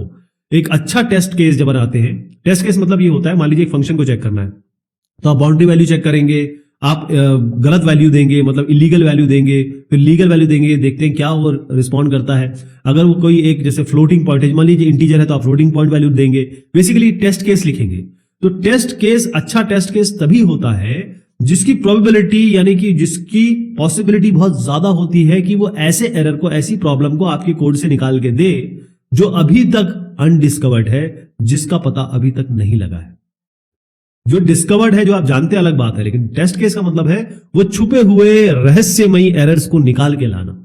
सक्सेसफुल टेस्ट तभी होता है जो एक रहस्यमयी या फिर ऐसा कोई एरर जो आपने कभी सोचा नहीं था, वो निकल के आ जाए। ठीक है जी, तो इसी को हम सक्सेसफुल टेस्ट कहते हैं। अदरवाइज ध्यान रखिएगा, आपकी टेस्टिंग अनसक्सेसफुल हो जाएगी अगर आप एरर नहीं निकाल पाए। तो टेस्टिंग करती क्या है? सबसे पहले आप क्या होता है, स्पेसिफिकेशन बनाते हैं, जिसको हम रिक्वायरमेंट स्पेसिफिकेशन भी कहते हैं। इसके लिए हम SRS लिखते हैं ना। तो ये स्पेसिफिकेशन इसमें सारे यूज केसेस लिखे होंगे, यूजर की रिक्वायरमेंट लिखी होगी। अब इसके बाद आप कुछ फंक्शनल नॉन फंक्शनल रिक्वायरमेंट देते हैं कि सॉफ्टवेयर बिहेवियर कैसे होगा इसका किसी इवेंट पे, सॉफ्टवेयर की परफॉर्मेंस रिक्वायरमेंट या कहीं क्वालिटी रिक्वायरमेंट क्या होगी। तो टेस्टिंग इसे उजागर करती है। डेटा जो भी आप टेस्टिंग से निकालते हैं वो आपको दिखा देगा कि भाई कितना रिलायबल आपका सॉफ्टवेयर है, कितना आप विश्वसनीय सॉफ्टवेयर है, कितना रिलाय कर सकते हैं उस पर। और दूसरा, क्या इसकी क्वालिटी है, जैसे मैंने आपको बताया ना क्वालिटी फैक्टर, क्वालिटी में रिलायबिलिटी, अवेलेबिलिटी, परफॉर्मेंस, यूजिबिलिटी, ये सब चीजें आती हैं। तो डेटा से पता चल जाता है टेस्टिंग के कि भाई कितने एरर निकल के आए, कहां कहां सॉफ्टवेयर फेल हुआ, किस समय फेल हुआ, इसमें अनरीचेबल कोड कितने थे, इसमें कई सारे वेरिएबल जो अनडिक्लेयर्ड थे या अनयूज थे वो कितने थे, मेमोरी लीक कहां कहां हुई। ये डेटा कलेक्शन जब निकल के आता है तो आपको पता लग जाता है कि आपका सॉफ्टवेयर कितना रिलायबल है, कितना क्वालिटी वाइज अच्छा है। लेकिन ध्यान रखिएगा, testing can not show the absence of errors and defects. अब मैंने ये क्यों पढ़ा, मैं इसको दूसरी तरीके से पढ़ूंगा। Testing can show the presence of error and defect. यही तो हम कर रहे हैं, ये तो हमने पहली लाइन में देखा कि टेस्टिंग आपको ये बता देगी कि एरर और डिफेक्ट है, लेकिन टेस्टिंग ये नहीं बता सकती कि एरर और डिफेक्ट नहीं है। एक ही बात है, कहने का तरीका है ये। तो एवरेट एंड मायर, इन्होंने कुछ ऐसे सिद्धांत बताए जो टेस्टिंग के लिए हर एक टेस्टर को, हर एक सॉफ्टवेयर प्रोग्रामर को जानने चाहिए। ये सिद्धांत हमें फॉलो करने हैं, अपने करियर में एज ए सॉफ्टवेयर इंजीनियर हमको आत्मसात करने हैं। All test should be traceable to customer requirement. अब कस्टमर रिक्वायरमेंट ही तो मेन चीज है। जो कस्टमर रिक्वायरमेंट या फिर एसआरएस आपने बनाया, यूजर से रिक्वायरमेंट ली, रिक्वायरमेंट गैदर किया, हर एक जो भी इसमें लिखित है उसी से आपके टेस्ट केसेस बनेंगे और उसी से आपका कोड जो होगा वो टेस्ट होगा। Test should be plan long before testing begins. होता यह है कि हम कोड लिखने के बाद टेस्टिंग की बात शुरू करते हैं, यह गलत हो जाता है। आप कोड लिखने से पहले टेस्ट केसेस जनरेट कर लीजिए। Pareto principle applies to software testing. अब ये बहुत इंपॉर्टेंट चीज है, इसको मैं समझाने की कोशिश करूंगा आपको, क्योंकि ये जरूर पूछा जाता है। ऐसी चीजें हैं ना, कई चीजें जो हमेशा पूछी जाती हैं। तो इसमें देखिए, मैंने ये सॉफ्टवेयर कोड लिखा, मान लीजिए ये मेरा पूरा सॉफ्टवेयर कोड है, ठीक है जी। अब इसमें क्या है कि ये पूरा 100% है, इसका मैं ये 20% पार्ट उठा रहा हूं, 20%। इसी 20% में 80% एरर निकल के आएंगी। क्लियर हो गया? मतलब ये पूरा सॉफ्टवेयर कोड है, कुछ ना कुछ ऐसा कोड होगा कहीं जहां से आप देखेंगे कि मैक्सिमम एरर निकल के आ रही है। तो 20% मतलब छोटा पार्ट है। अगर 10 लाइन लिखी है आपने तो उसमें से 2 लाइन ऐसी होंगी जिसमें 80% एरर निकल के आ रही है। तो ये इसी को हम कहते हैं पैरेटो प्रिंसिपल।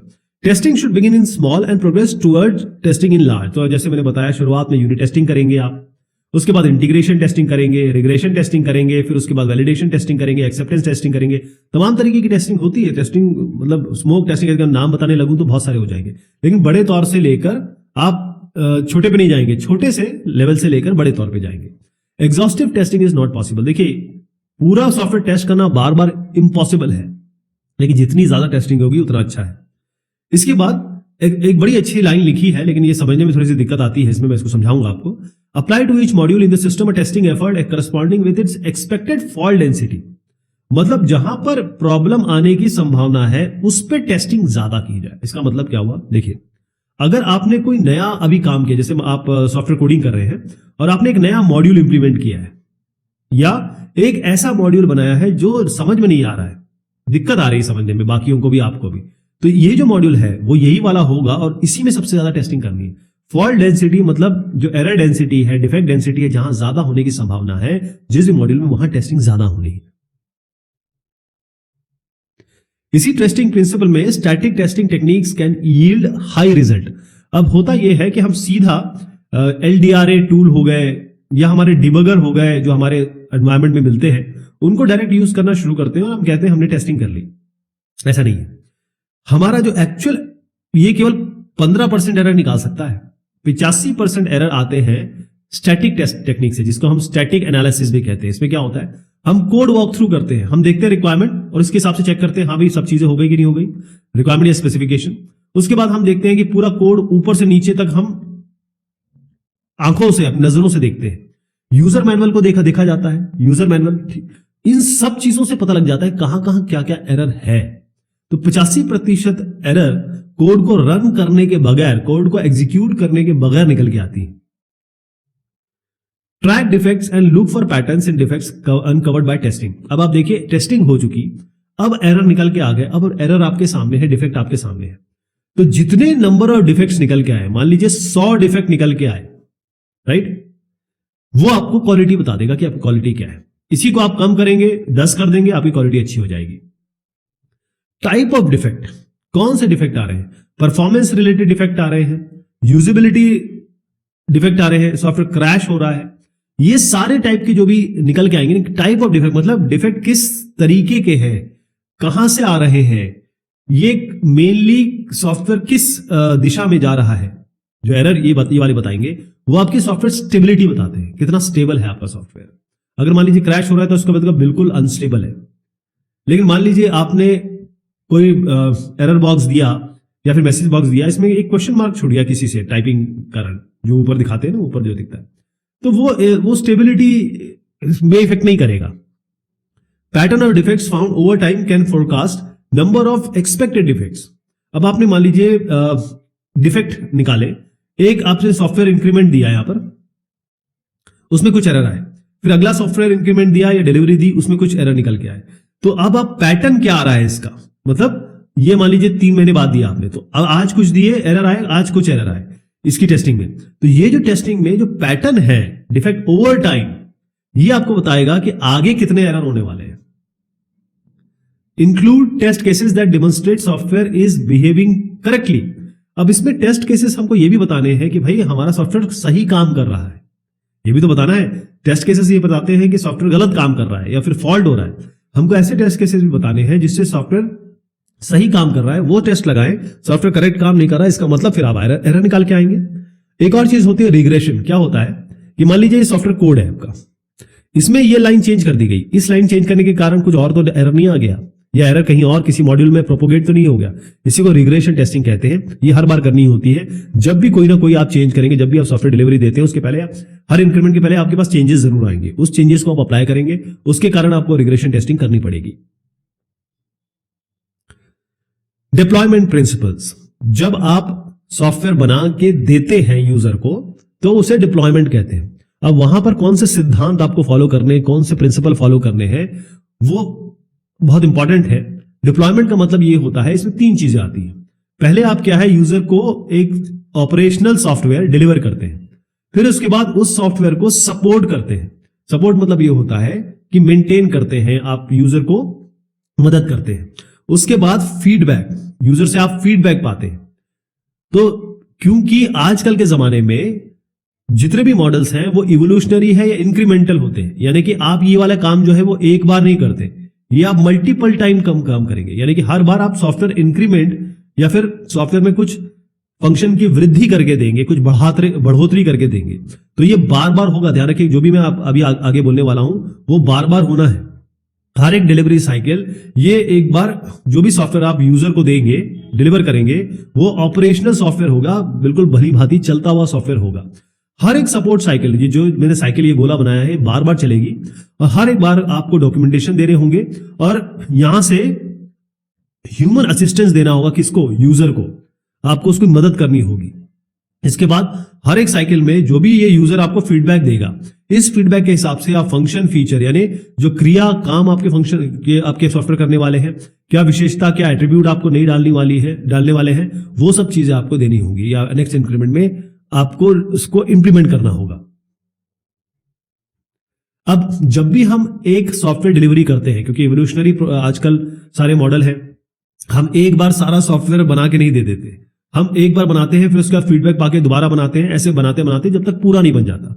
तो क्योंकि डिलीवर करते हैं हम एक इंक्रीमेंट, है ना, ऑपरेशनल सॉफ्टवेयर होता है ये, तो customer expectation for the software must be manage. अब होता यह है कि कस्टमर ये हमेशा ज्यादा चाहता है। जैसे ही कस्टमर ज्यादा चाहेगा, आप उसे नहीं देंगे, या आप कहेंगे सर ये बार 50 रिक्वायरमेंट थी, मैंने इस बार 20 की है, वो कह रहा 30 क्यों नहीं की, तो वो डिसअपॉइंट हो जाता है। ये एक नॉर्मल ट्रेंड है। इसका मतलब ये है कि जो रिजल्ट होता है और वो आपने बना के दिया, आपने कहा 20 के लिए यार इतनी मेहनत की, ये बोल रहा है 30 क्यों नहीं दिया, तो आपका मोरल डाउन हो जाता है। तो ये इससे थोड़ा बचना है आपको। ठीक है, यूजर की रिक्वायरमेंट हमेशा ज्यादा होती है। एक मैनेजिंग एक्सपेक्टेशन, एक बहुत बेहतरीन बुक लिखी गई ये जैकमैन ने लिखी थी।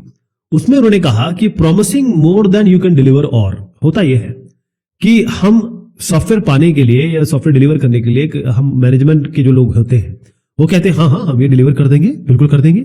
और उसके बाद क्या होता है कि आप सॉफ्टवेयर इंक्रीमेंट जो होता है, मान लीजिए 50 में 20 आपने किया, आप उससे ज्यादा दे देते हैं। 50 रिक्वायरमेंट करनी थी, आपने इसको 22 दे दी, जरूरत से ज्यादा दे दी, 20 कमिट किया था।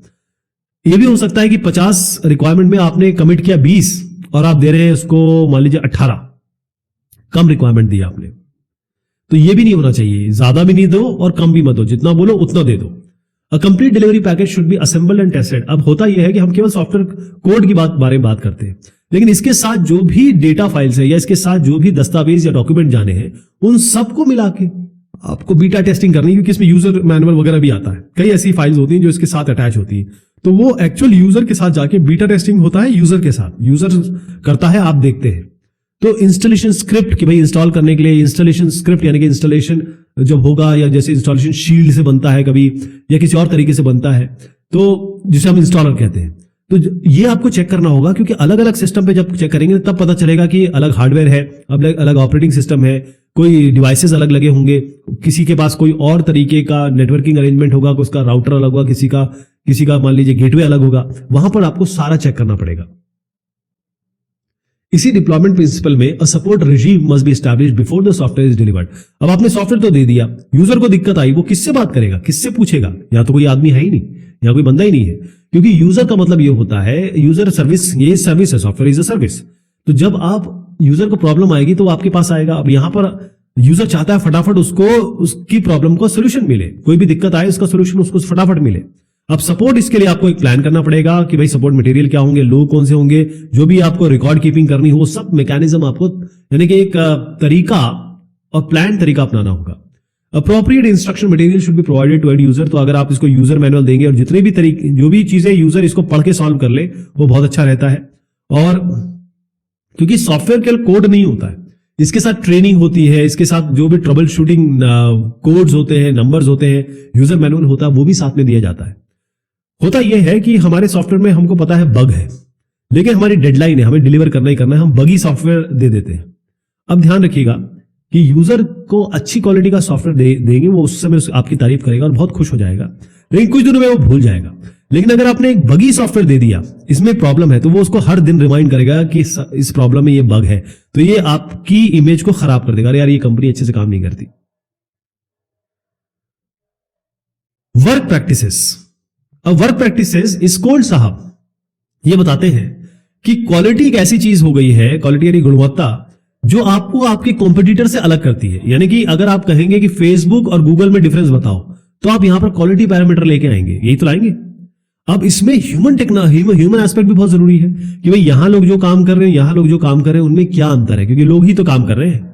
तो लोगों का क्या ट्रेट है, क्या हैबिट है, कोई अच्छा है, कोई बुरा है, कोई इंट्रोवर्ट है, कोई एक्सट्रोवर्ट है, कोई किसी को बहुत अच्छा काम करना आता है, कोई किसी को नहीं करना आता, कोई मेहनती है, कोई नहीं है।